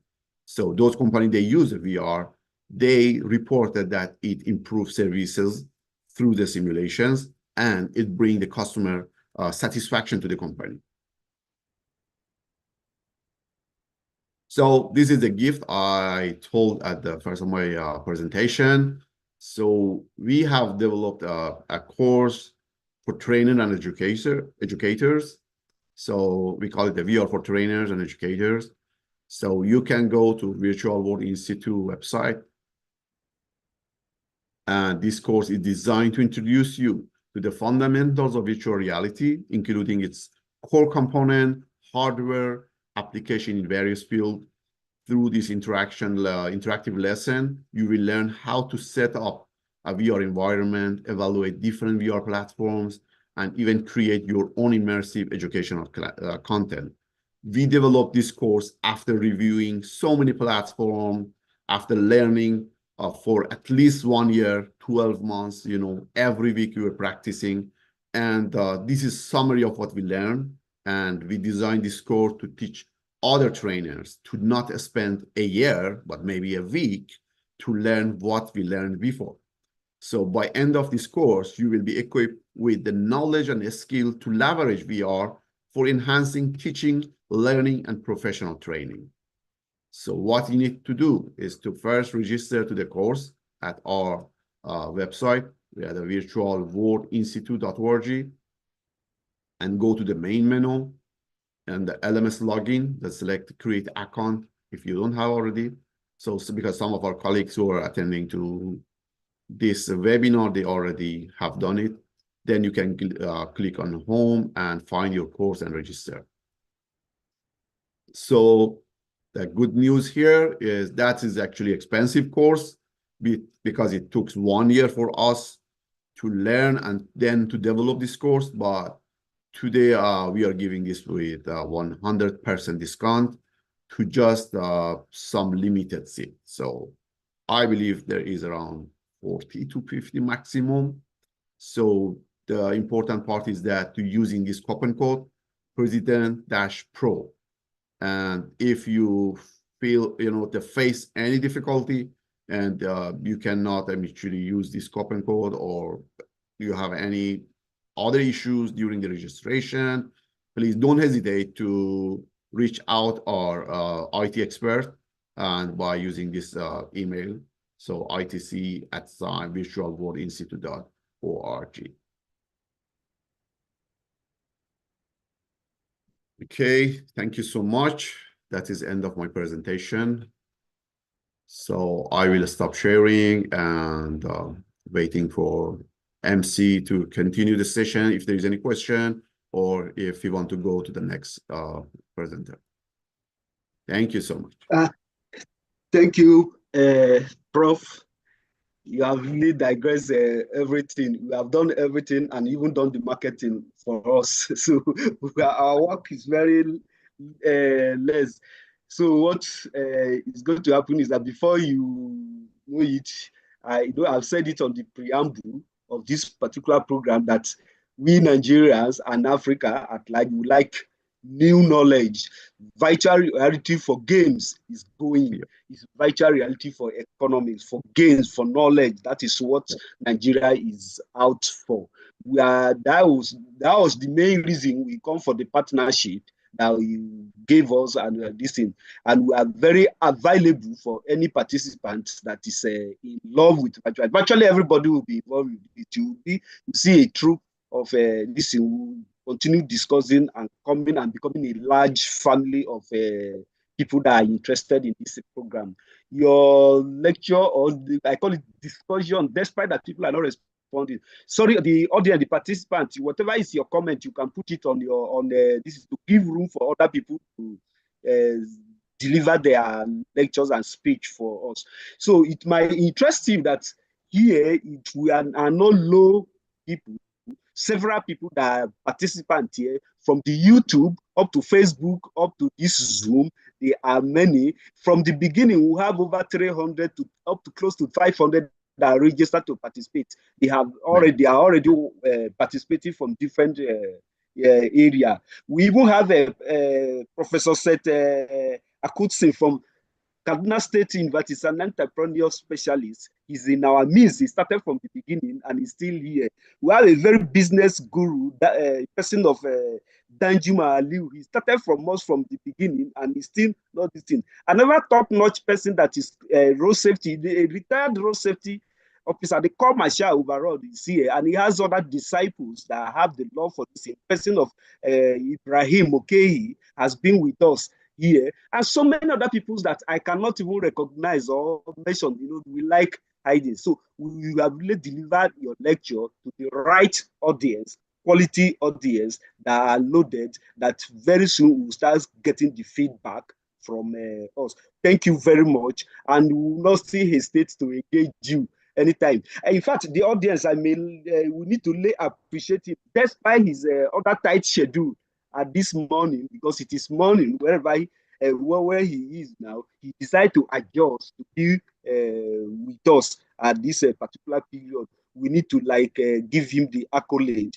to listen to us, to adjust. That is what is most important in any partnership that we will have. We'll keep on and continue to contact him and collaborating where we don't understand, where you want us to go. That will be of mutual benefits to every one of us and the mankind for a better environment, sustainability, and every other issue. Thank you very much, Professor, for delivering this wonderful lecture. You might still be around at the question and answer. Maybe there are one or two questions that people might want you to clarify. Thank you very much. Will now the admin, can you please share the slide? The profile of our next speaker. This is our boss, an indigenous, an expert in intelligent transporting. I was telling somebody that intelligent transport, he says, just hearing it for the first time, because you are hiding. You are still at the age when the military discovered logistics. Today, the business has taken over. The academicians are modifying it. What we are having today is intelligent transportation, intelligent transport, intelligent logistics, which virtually the team has said the emerging trends and innovations on transport, logistics, and supply chain management. This particular speaker, our guest speaker, Dr. Joshua A. Odele, who specializes in sustainable transport planning, has built a career which spanned over 2 decades in the Nigerian transportation sector. He's currently Director of Transport Technology Center at Nigerian Institute of Transport Technology, Zaria, Nigeria.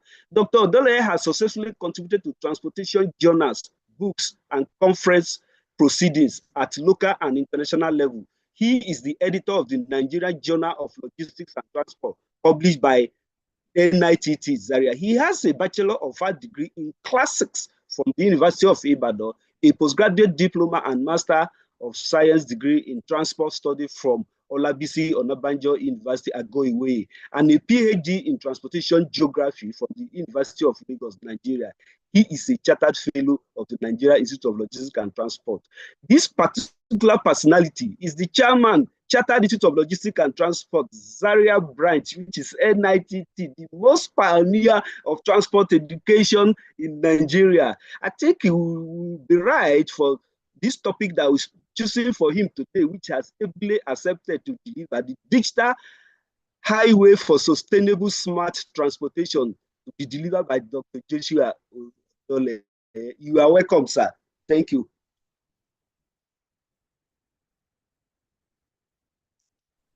Okay, thank you, MC. I'm highly delighted to be here this afternoon. So, and I also want to appreciate the organizers for putting this program together, because I've been able to learn a lot from the 3 presenters, especially the 2 presenters that were able to show us the global initiative, the trend in technology deployment as far as transport is concerned. Again, the 3rd presenter also inform us, sensitize us about the need for training and retraining of personnel in the transport industry. So based on these 3 presentations, my job is well cut out for me. That is, the 2 other presentations have been able to give us the global perspective. So I'll be looking at the local perspective. For those of us who are from Nigeria and other developing countries, we are still lagging behind as far as technology and innovation deployment is concerned in transport. And that will be the focus of my presentation, to look at the local environment. Where are we? What are we really doing? And what are we doing it rightly? What are we supposed to be doing? And what should be the way forward? So that we're able to have smart and sustainable transport system in our society. So that will be the focus of my presentation. So once again, thank you, the MC. So let me share my presentation now.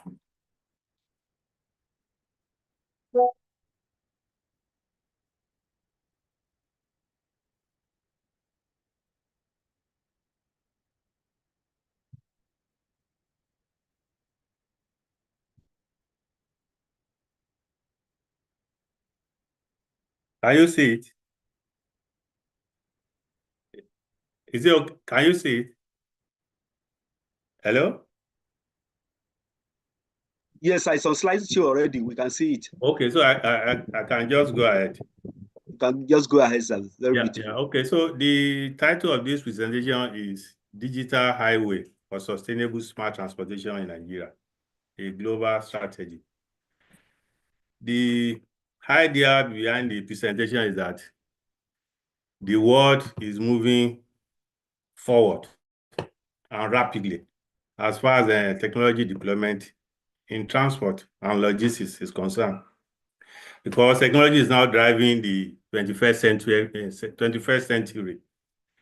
And this is indeed evident in the deployment of information and communication technology.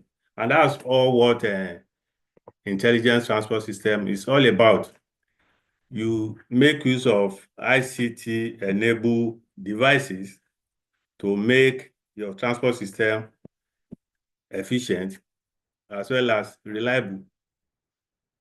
For instance, the concept of smart city is also based on the volume of the amount of ICT infrastructure being deployed in any society. So the information and communication technology is really driving the 21st century transport and logistics sector. So, and this is one area that every stakeholder really has to show interest. Otherwise, your operation, your services will be inefficient and will be less smart. And it may not, at the end of the day, be cost effective enough if you don't deploy adequate and appropriate technology. So the ICT integrated technology in transport comprises of intelligent transport system such as sensors, cameras, computer, telecommunication technologies. All these are being deployed in today's transport system to make transport more efficient. That is, sensors of different sizes and types, of different capacity. Cameras, we have an ANPR camera, automatic number plate recognition camera, to really capture the immediate environment of the road or highways. Computing is also a major component. Telecommunication technology is also being deployed. And this is when we hear of highway digitalization, this is all what we are referring to. For an highway to be properly digitalized, you expect to have along that corridor sensors of different types, cameras of different types, as well as communication gadgets, equipment. All these technology are specifically for ensuring real-time data sharing, for ensuring just-in-time delivery of cargo, as well as passengers, as well as cost effectiveness. So what we are saying in essence is that a digitized highway comprises of different sort of technology. such as camera, that enable information sharing between the backend as well as the vehicle itself. So the aim of this paper in particular is to highlight the global best practice in highway digitalization, referencing the Korea city by city model. So what I'm trying to say here is that if we look at the technology today, as far as Nigeria is concerned, and other developing countries, we find out that we have a lot of areas in which we may be thinking of, we need to deploy this technology, camera technology, sensing technology, and so on. But how do we go about it? What do we do first? What should we do last? And that also refers us to the first presentation that talks about project management. What should be the timeline? What should be the strategic approach towards deploying all this technology? Meanwhile, we cannot do everything at once. It has to be in phases. And that's one of the major focus of this presentation this afternoon.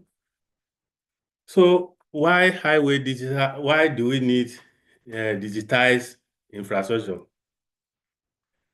One, it is only in digitalized environment the following benefits will be realized and operated. Today we have thinking highways. An highway will be able to think if you have camera on it, if you have sensing technology on it, if you have telecommunication on it.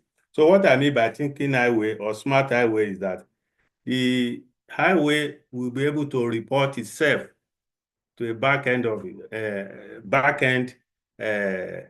unit or office, the performance level, real time, that is whether there's congestion, whether there is pollution, whether there is a delay, and so on and so forth.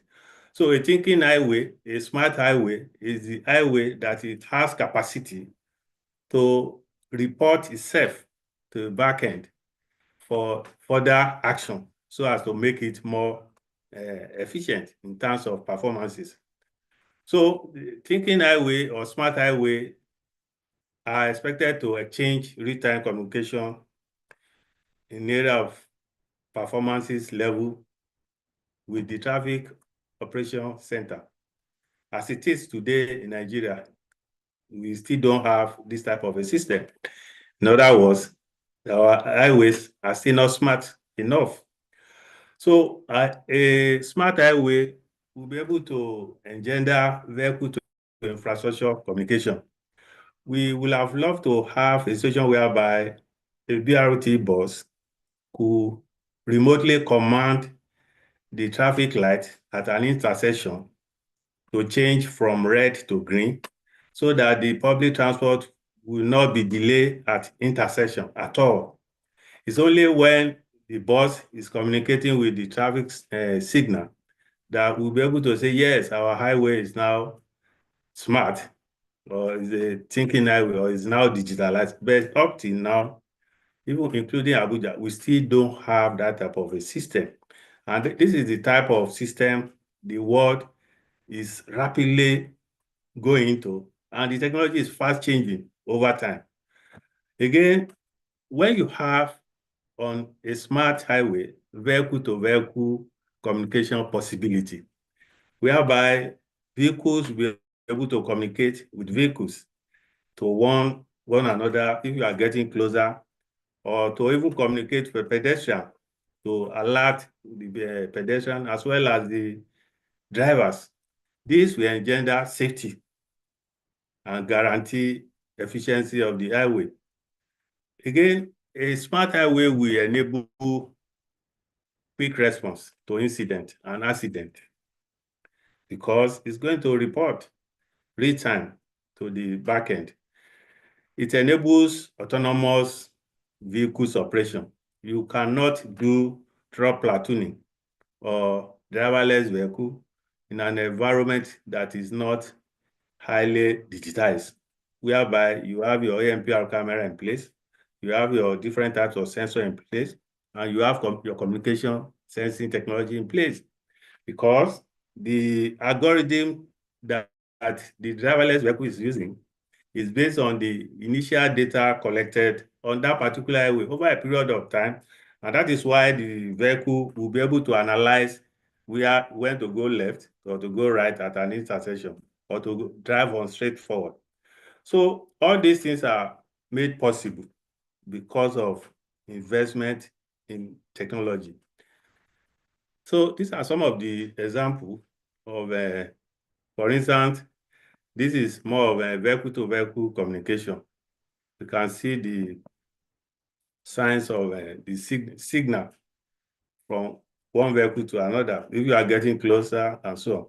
Down here, we have truck platooning, whereby the lead truck is the one controlling others at the back using the sensor technology. All this technology is today being experimented in countries like US and UK. Can we do this type of service? Can we provide this type of service in our environment today? No.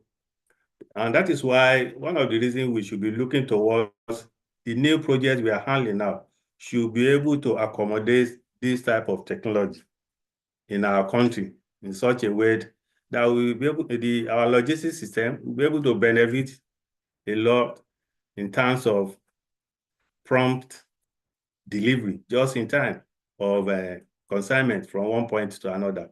But if our project are still being designed in the old traditional way of highway design, whereby technology is minimal, then we have not started. And we really need to do that, to do something in that regard. So here we have the traffic control center. It's all over the place. I'm not sure of, probably we have up to 3 or 5 in the country today that are fully operational for traffic management. This enhances safety, security, and efficiency. So the traffic control center is made possible because we have been able to invest in this technology I mentioned earlier. As long as we don't have this on a highway, I mean the technology, definitely the issue of one chance will still be there. The issue of hijack, kidnapping, will continue to grow over time. So it's high time we invest more on this technology to ensure and guarantee cost effectiveness in the transport sector in Nigeria as well as other developing countries, because Nigeria is not the only culprit in this regard. Most other developing countries are yet to key into the idea of intelligent transport system deployment on their highway, as well as other modes of transport, railways, and so on. So what is the problem? In Nigeria, and by extension, other developing countries, is still at the lowest level, that notwithstanding the potential. Again, the few ones that we see around, the projects are poorly coordinated. They are neither guided by national or regional strategic deployment plan, because this is what is being done elsewhere. Before you go into investing in a particular technology, you want to see what is the priority of a region as far as technology deployment is concerned. What is the priority area at national level, so as to be able to ensure that whatever investment you are putting in place will justify the means at the end of the day. But that is still not being done because the projects are done individually, haphazardly. So again, it's therefore, so that's part of the problem we have in this part of the world. There are institutional problems at state and national level as far as making sure that our highways are digitized appropriately.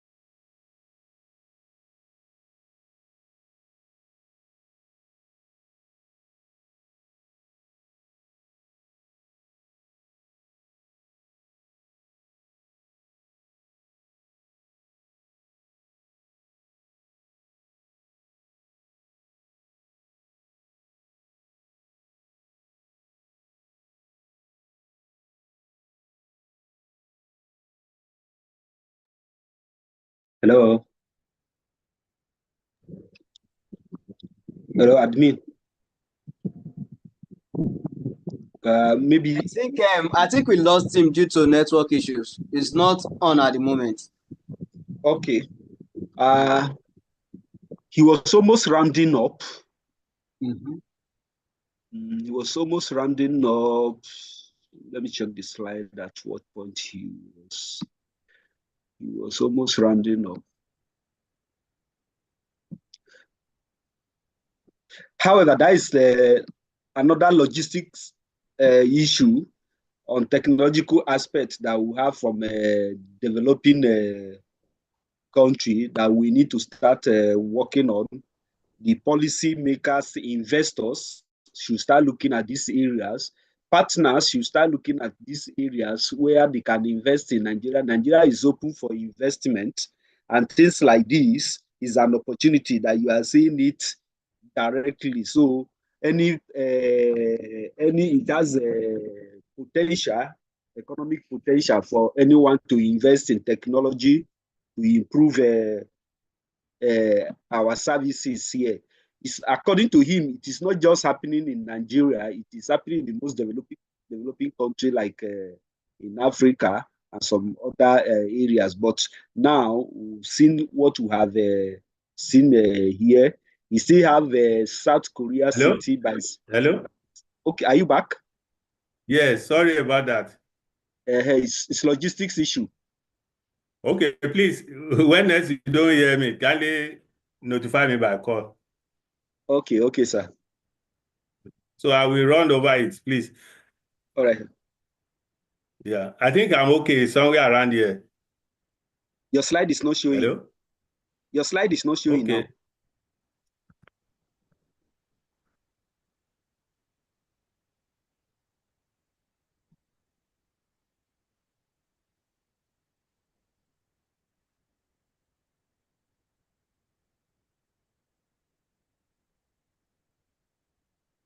Is it okay now?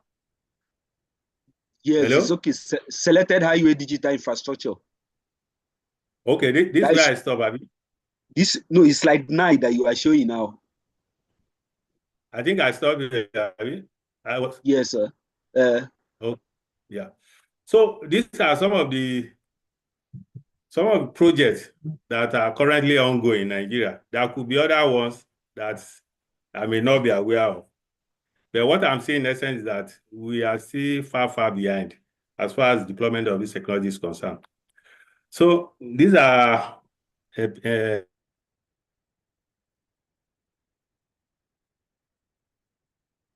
we can't hear you again.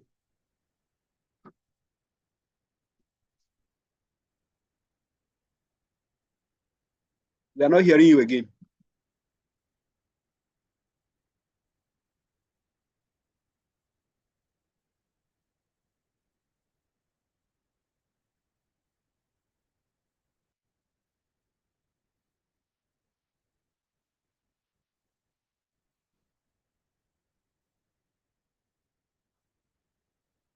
He was on the slide. This is selected highway digital infrastructures.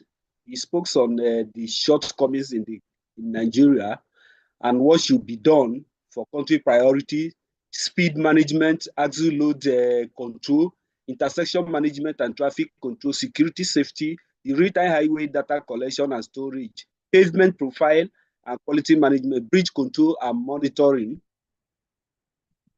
Then he now he has other things to discuss about, which is development strategy of leading his country in Asia, like Japan.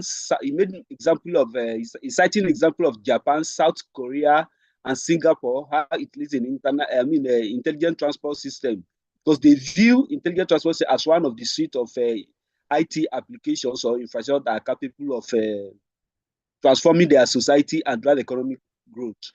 Then he specified South Korea that become national priority of government since the late 1990s through formulation of first national ITS master planning, which he said is lacking in the country.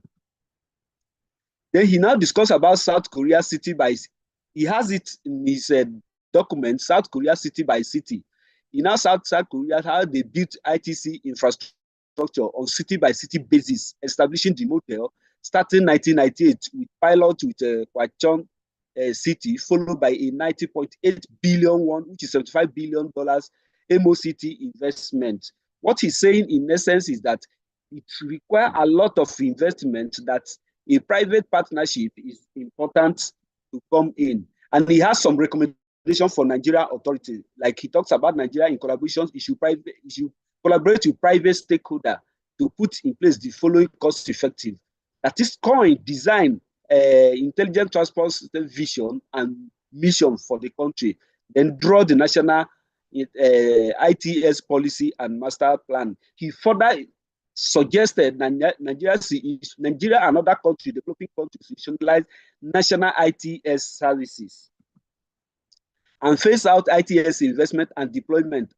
It should be done on a city-by-city basis. That is, like now, deploy more power to region or the state or the local government, whatever it is applicable that can be done. He now cited a model city like of that of Lagos, Abuja, Kano, Port Harcourt. In the first category can be a case study, then before you now move to another grade B city.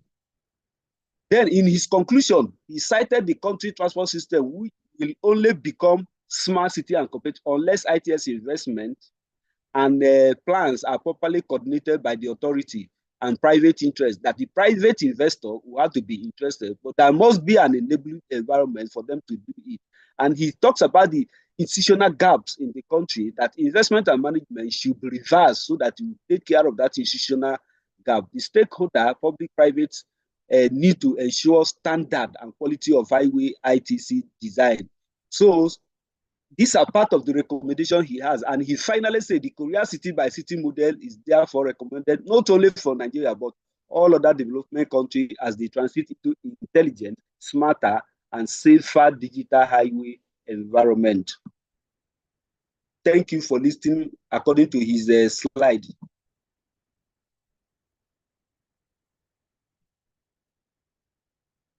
Ladies and gentlemen, I don't know whether I represent him a bit.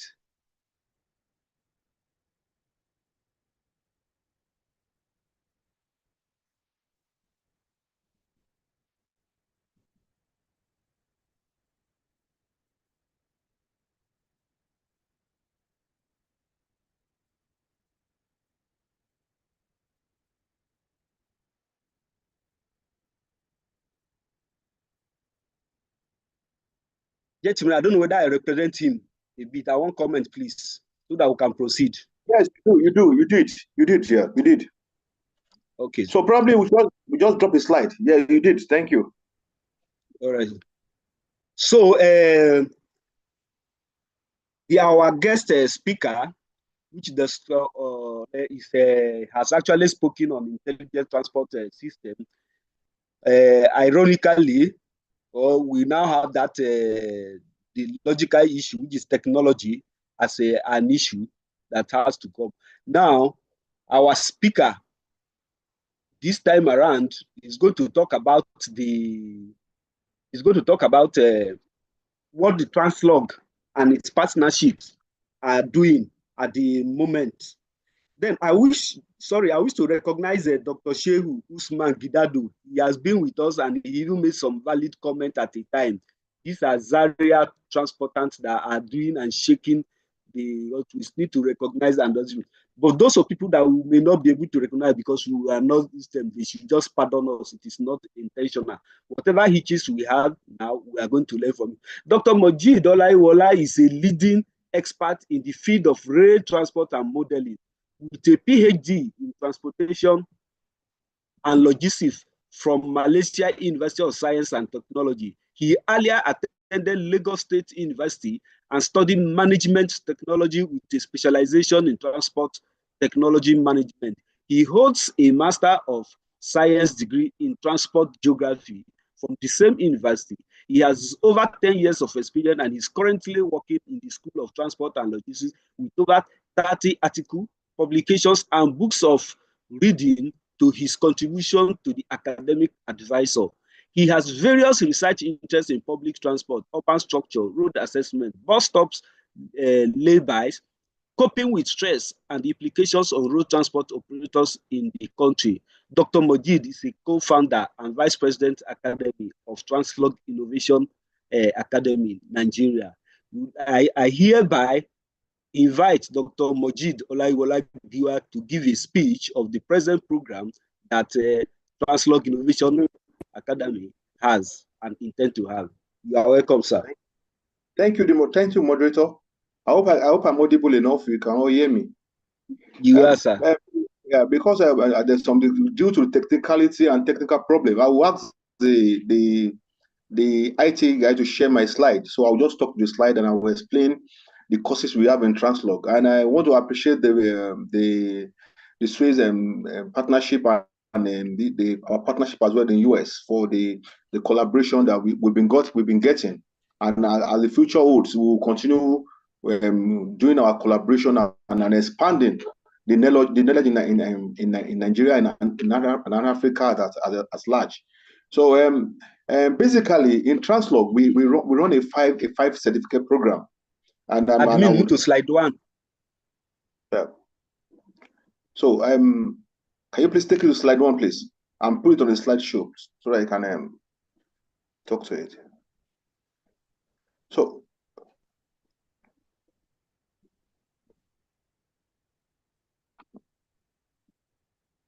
moderator, can you please assist there so that you're on it. You're on slide 1. No, this you're not not slide 1. That's the end slide, please. Can you please take it to slide 1? This last slide. Okay.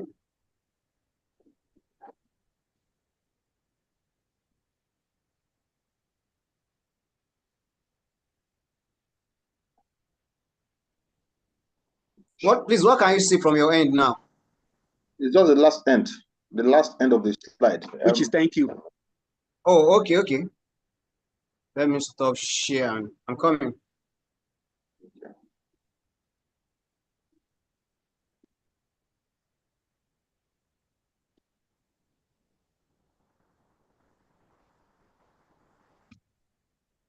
So basically, we have a five certificate program. We run a certificate program in aviation logistics specialist. And the second one we run again is certified logistic executives. The third one we run is the supply chain executives, and the fourth one we run certificate in transport management for the executive as well. And the last one, which is the fifth one we run in Translog, is certified transport management and safety specialist.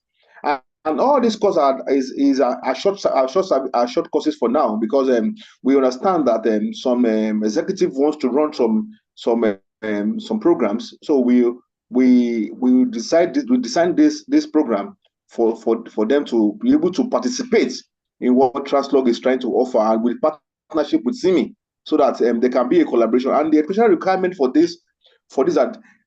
you to participate in these courses, you must have obtained the 4th degree and probably in management, in supply chain, and in related courses that can enable you to understand what transport is all about, and so that when you are coming in from the beginning, you can be able to dissect and understand the tenacity of transport and how it applies to our daily life. And for advantages, the other one for advanced degree, which is optional, which is acceptable as well, but it's optional. And we look at the experience as well as a factor for inquiry, or for those of you that have worked in an industry for more than 10-15 years, we could do a waiver for that for those ones. And as I've said earlier, these certified programs are mainly for the executive cadre for now, to enable them have an insight about what they are doing. Some of them have worked in the industry for 10-15 years, and they want to have this certificate program to broaden their knowledge about what they know. So the educational requirement for this program, the first basically the 4th degree, which is the undergrad, the degree you have at the fourth degree, and the experience as well as part of the requirement. And we don't look at the benefit of this certification program. We look at the next slide, please. When we look at this benefit of this certification. Admin, the next slide, please. We are looking at industrial recognitions, and we're looking at career advancement. Now, this certificate, once you definitely the partnership becomes global because we have our partnership everywhere. So you are being recognized based on the certificate you've carried from Translog Academy. So is a general thing, and the duration for this, because it is, we understand that most of the executives are all working. So the duration for these courses is not a open stretch one. We run it 5 days from Monday to Friday, and every Saturday for 5 weeks. So the 5 weeks cut across all those timings that you are going to run. And mind you, this program, these classes will be run online. So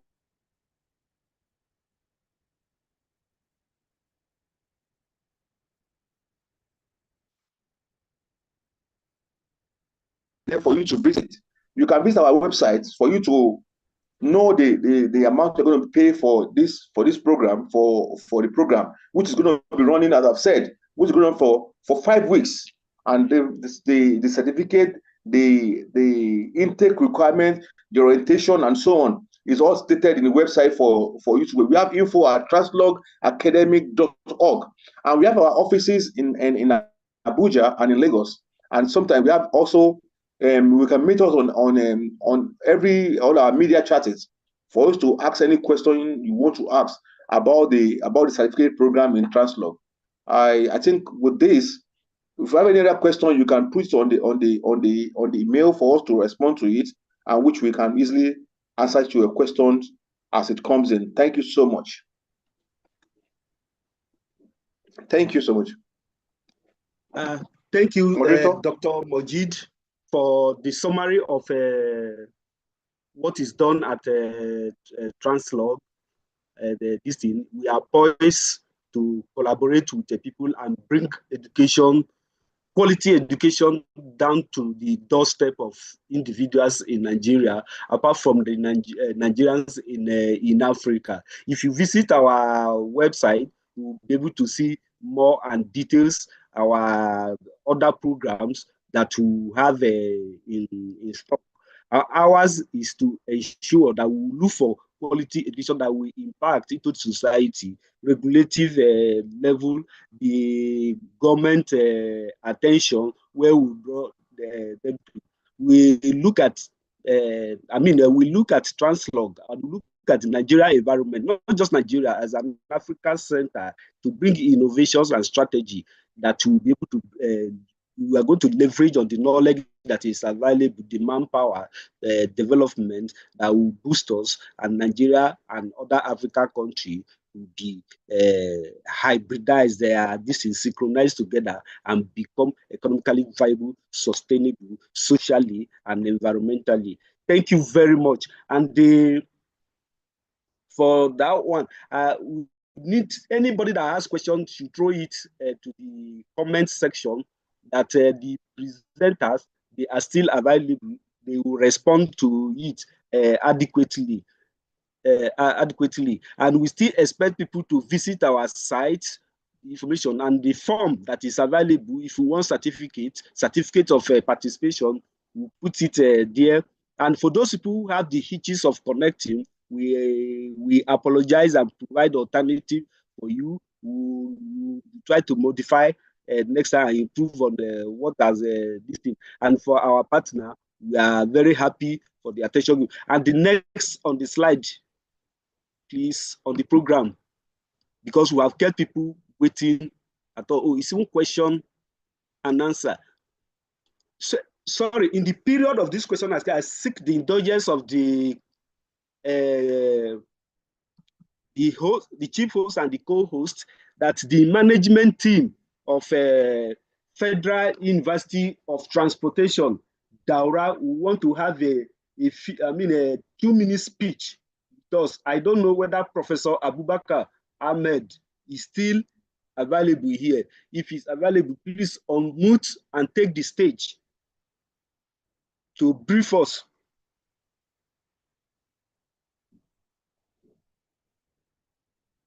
Professor Abubakar Ahmed and his team from Federal University of Transportation, Daura, Nigeria.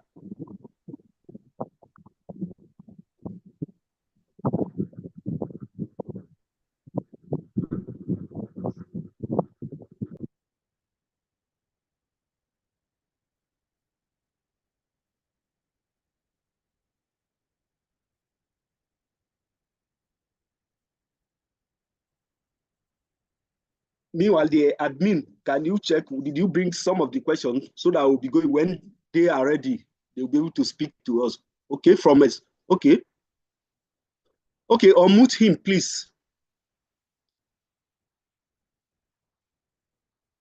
Mr. Yusuf, unmute the representative of Federal University of Transportation, Daura. Okay, what's the name, please? Because I can't see Professor Abubakar. What's the name of the representative? He sent a message now. Okay, I'll just check the message. I think it's a FUTD, Daura. Okay, all right then. Okay. FUT. Okay.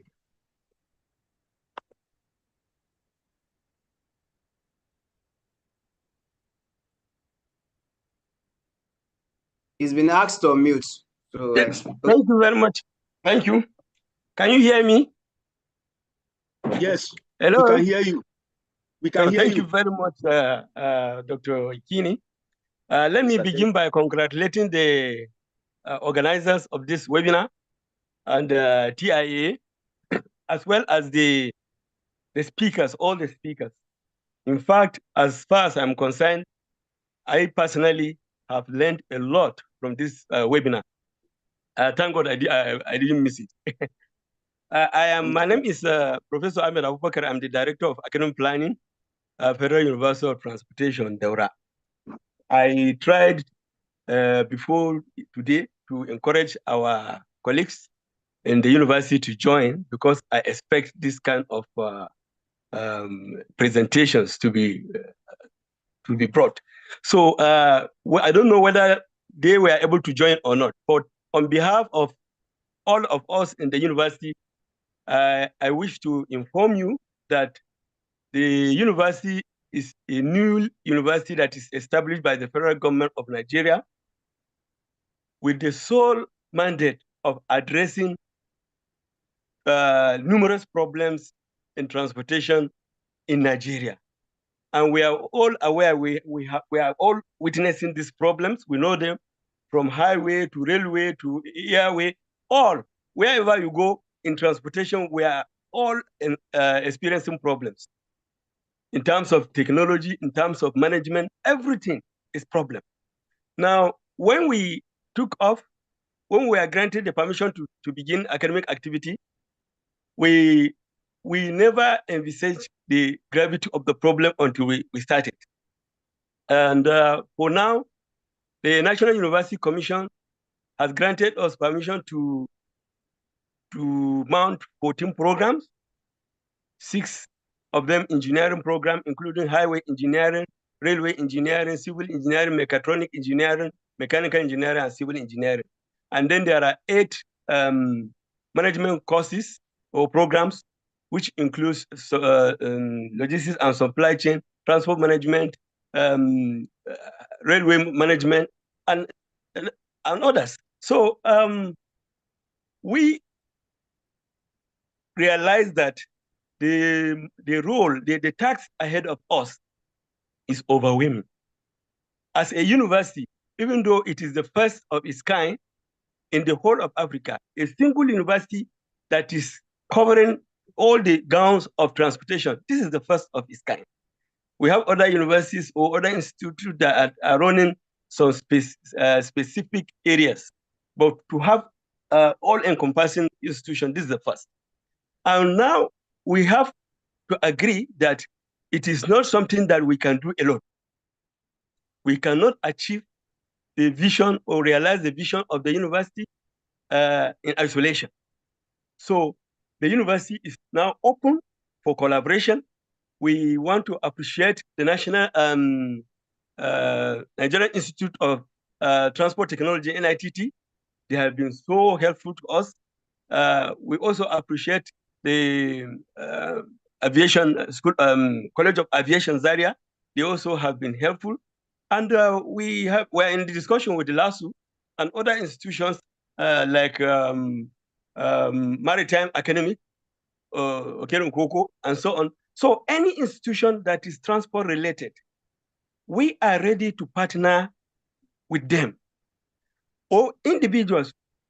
You see, funny enough, last week I was in Abuja for a seminar, a conference, and I met somebody who I will not disclose the name, but he's from National University Commissions. He asked me a question that, Prof, how can you get experts in transportation to come and teach students in that university? That he's told me categorically that he doesn't believe that there is anybody in Nigeria that knows anything about transportation. And I said, no, it is not correct. Our university has gone around the country to source for experts. And believe me sincerely, today, I have now realized that even what I thought we have much more than that. So there's no reason why Nigeria should not be able to manage this university in order to achieve our goal. So the main message here is that the university is open for partnership. We are ready to partner with LASU. We are ready to partner with Translog Academy. We are ready to partner with other institutions outside Nigeria. So far, we have already signed MOU with universities outside, like Russian University of Transportation, Central South University, China, and some universities in the UK. But it is usually easier and cheaper for us to partner with some universities within the country or our neighboring countries in Africa. So the door is open for collaboration. Feel free, anybody who is interested in contributing, it's a national assignment. You are serving the country, not Deura. The university is not for Deura, it's not for the North, it's for the whole Africa. So please, ladies and gentlemen, feel free to reach out to the Vice Chancellor of the university through an email, vc@futd.edu.ng. We are in the process of recruiting senior academics. Senior academics, we have the lower cadre more than enough. We are looking for from senior lecturers to professors. Whoever is interested, you are welcome. Thank you very much for the opportunity. Yeah, thank you very much, Professor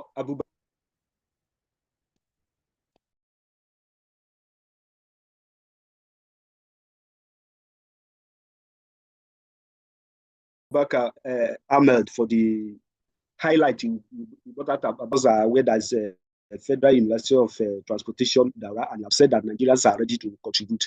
Everyone is ready to contribute because Federal University of Transportation, it is our own university, and we are ready to develop it, and we are ready to support it in our own little way, and we are ready to collaborate through both local and international organization for manpower development that will be beneficial to the nation and the Africa and the world at large. It is very appropriate, and we are ready to come up to have even come up to attend this thing.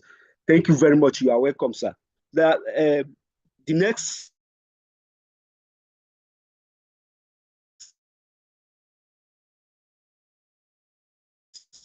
thing is question and answer. Where are the questions?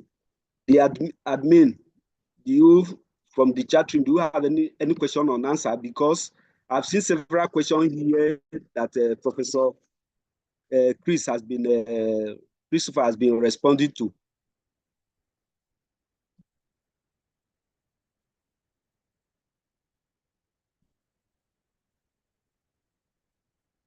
And don't forget to fill the form, the form for certificate of participation.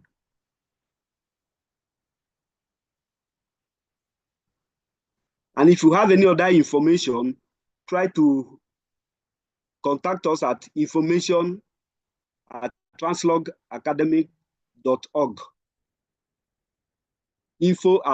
translogacademic.org. It's on the chat room.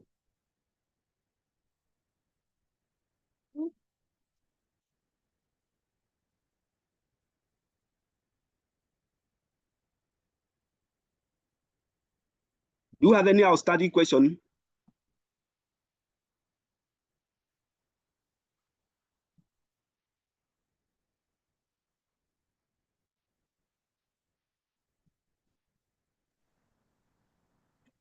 There's a question here to Dr. Rejan. Okay. What are the challenges of supply chain management for today and perhaps future, especially with peculiarities to specific areas of the world?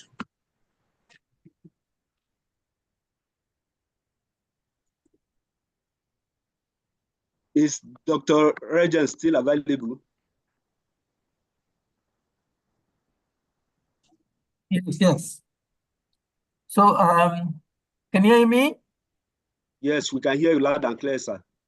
Okay, now, if you look at now current trend, more the prominent issues are related to sustainability and artificial intelligence. In terms of sustainability, you know, this carbon footprint is now in a critical situation now, because major contribution of the what they call green gas emissions are from transportation. So we need to look into more green logistics options, and then reduce waste in terms of circular economy, whereby you need to recycle most of the items, so that now the current the future generation might enjoy the same what we enjoy now. So that is the issues in terms of sustainability. In terms of AI, artificial intelligence, the predictive analytics, in terms of using IoT devices to improve the efficiency of these logistics performance. These are the two areas I believe is going to be a feature of this industry. Hope I have answered your question.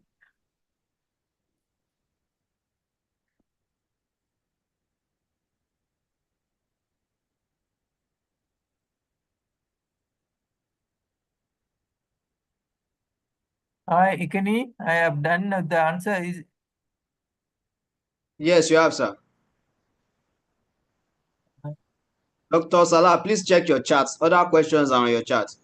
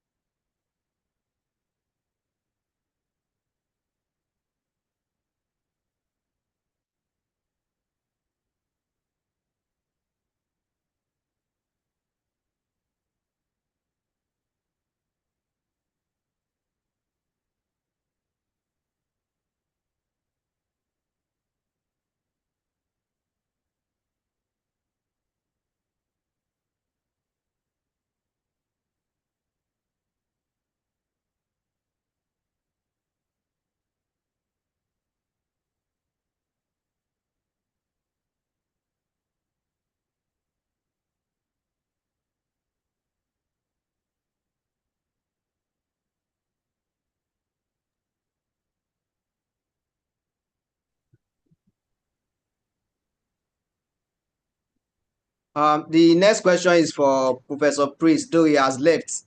I don't know if any of the presenters can take the question on his behalf. The question is, with regards to insurance and cyber risk, what could be the impact of smart transportation, positive or negative, and magnitude?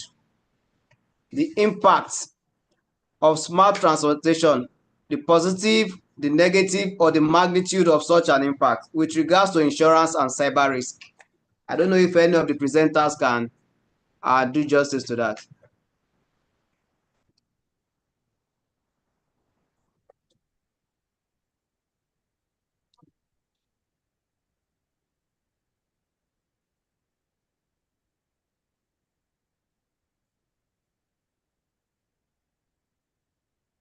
Dr. Salah, are you still on? Dr. Giwa Majid. Dr. Yakin. Sorry, with regards to insurance and cyber risk, what could be the impact of smart transportation, positive or negative? Smart transportations are like a response that you get from technology when you are doing transportation. And every system comes with its own risk, with cyber risk and every other issue. And the technological aspect of it, it's required to be mitigated, and all sensitive informations need to be encrypted so that it will not go into the wrong hand. And every other issue has to be insured so that in case of any breaks of this particular one, the insurance take cover. It's just like a vehicle. Even the manual vehicle you are using has its own risk. If that's why you have insurance to cover it. On the cyber risk, is still another risk. The technology aspect of it, you will continue to work on it to navigate against the risk. But however, the advantage, the positive end of the smart transportation is far, far higher than the risk involved. So the adoption of smart transportation, logistics, and supply chain management is encouraged and recommended for organizations and individuals.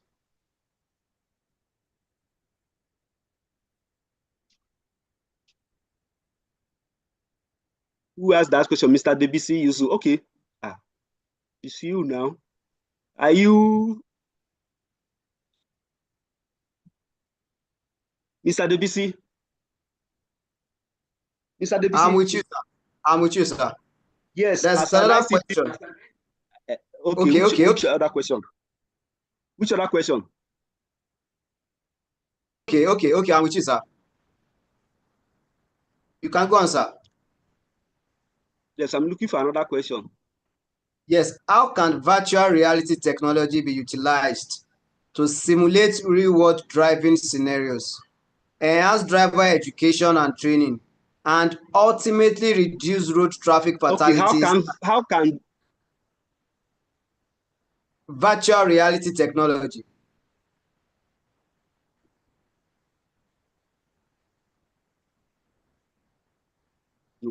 How can virtual reality technology be utilized to stimulate real-world driving scenario, enhance education and training? This is Professor that give the lecture still around? Sorry. Virtual reality, VWI, the president of VWI. Yes, I'm here. Yeah, definitely it can happen because it actually happened 20 years ago for aerospace industry.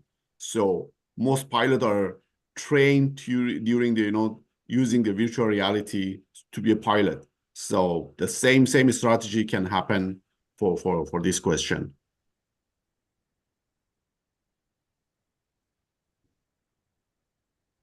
I hope I answered. Thank you, sir. You're welcome. Yes, sir. There isn't any limitation in virtual world for training. So definitely it can be better option comparing to the current available training in the market.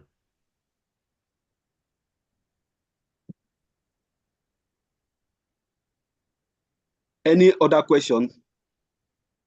That's all for now. Okay.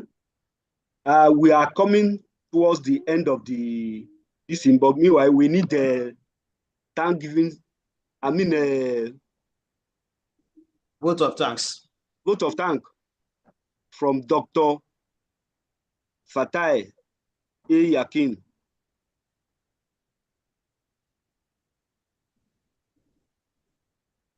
Don't forget to fill the form for the certificate.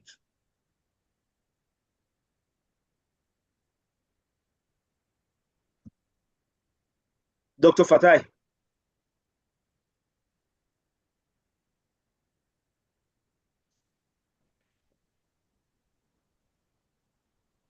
Is he not available?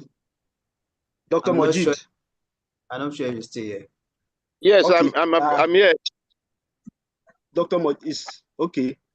Could you deliver a vote of thanks? We can't find Dr. Fatai.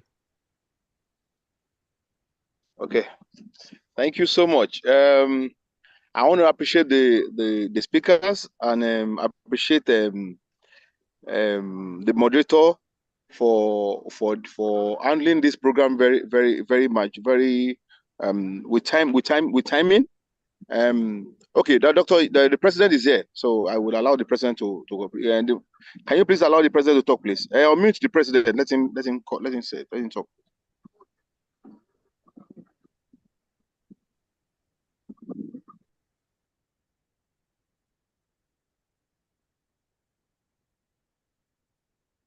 Moderator, please, can you unmute the president, please? He's muted, so you can unmute him, please. Okay. Admin, just do that. He's unmuted already. Okay, so you can speak now. The president, you have the floor, please. You can speak now. Sorry, do you want?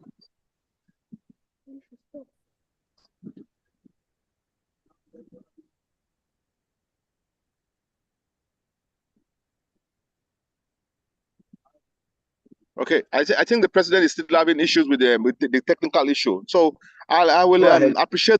Okay. I will appreciate the speaker and our chief host for this webinar. And we've all said all about, from issue of technological innovations. We've talked about the virtual reality. We've talked about the project management of smart city. And all this all put together is driven to one aspect, that we need to speak out and make this transportation the way we want it to be, in time of moving with the trend of development to meet with it. So as Dr. Deleye said, that we cannot do without technology to drive innovation. So innovation technology would drive innovation, and at the same time innovation will increase our the span of transportation and logistics. So I want to thank all the speakers for their timing. We will appreciate our keynote speaker, that we have to wake him up in the midnight to be able to get himself prepared for this his message. And we want to appreciate our host as well. And I want to thank the president as well for this nice outing.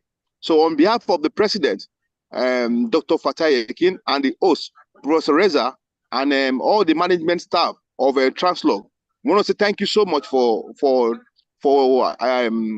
participating in this webinar. And please, you can please drop your email address so that we can send you the certificate. And please, the feedback survey is there as well for you to get your feedback from the speakers. Thank you so much. So moderator, I hand over the baton to you. Thank you so much. Thank you, Dr. Mojid. Is Dr. Fatai back? He's not back. Okay. Thank you very much. We're about to draw the curtain on this webinar. I want to implore every one of us to be looking out to further this thing. The webinar is to herald the Translog Innovation Academy partnership with the Swiss Information and Management Institute of Switzerland and the Virtual World Institute of the United States of America. We are looking forward for more courses, more collaborations. We will be here to promote the programs starting from the degree, short courses to the degree up to PhD level of Swiss Information and Management Institute. The innovation going all over the world, from the Europe, the Asia, and the East, and even Africa cannot be lagged behind. Nigeria must take the lead. The Translog will take the lead and collaborate with other institutions of similar interests to take the lead and take Nigeria and the globe to the next level of sustainability, where social and economy and economy and environmental impact will be benefited, will have mutual benefit. I thank every one of us that have decided with free join, free lecture, free join, free benefit. It is wonderful. everybody behaves well. I thank all the policy makers, the professors, the academias, and every business that come today to attend this meeting. The next one, the Translog Innovation Academy, will have other programs, which the president ordinarily was supposed to highlight, but unfortunately he's not available. Now he will have highlighted. We are coming with a journal that will propagate transport, logistics, and this thing. That will be groomed and grown up to Hello, moderator. IS impact this thing. Thank you. Are you back now? Because we are just dropped this thing. I have been here, but the host is not allowing me to speak. But now I've been unmuted. Thank you so much. I want to seize this opportunity to thank our distinguished guests, eminent speakers, respected participants from all over the world. As we bring this enlightening webinar to a close, it is my privilege and honor to thank our esteemed partners, the Swiss Information and Management Institute in Switzerland and the Virtual World Institute for making this program a reality. I also want to extend our heartfelt gratitude to our distinguished speakers, Professor Priest, Dr. Rajen, Professor Said Kakoi, and Dr. Odeleye. Your expertise and thought-provoking insights have inspired us to think critically about the future of the transport industry and how we can contribute to the advancement of the industry.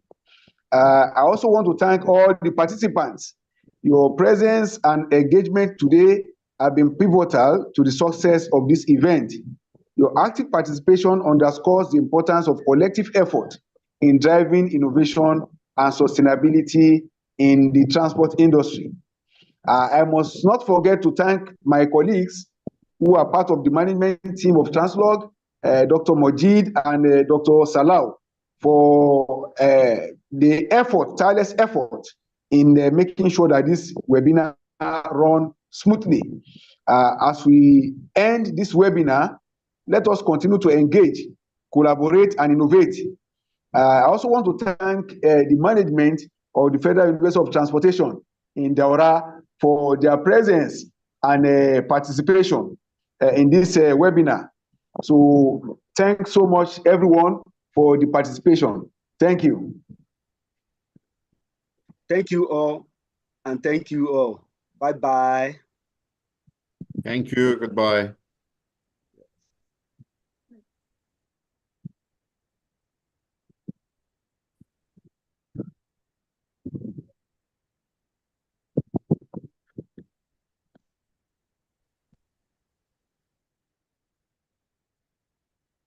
Bye-bye.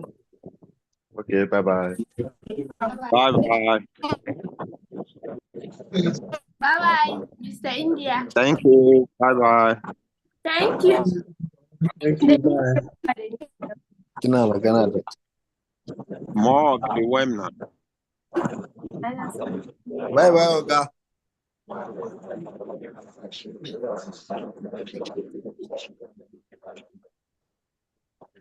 That was the participant.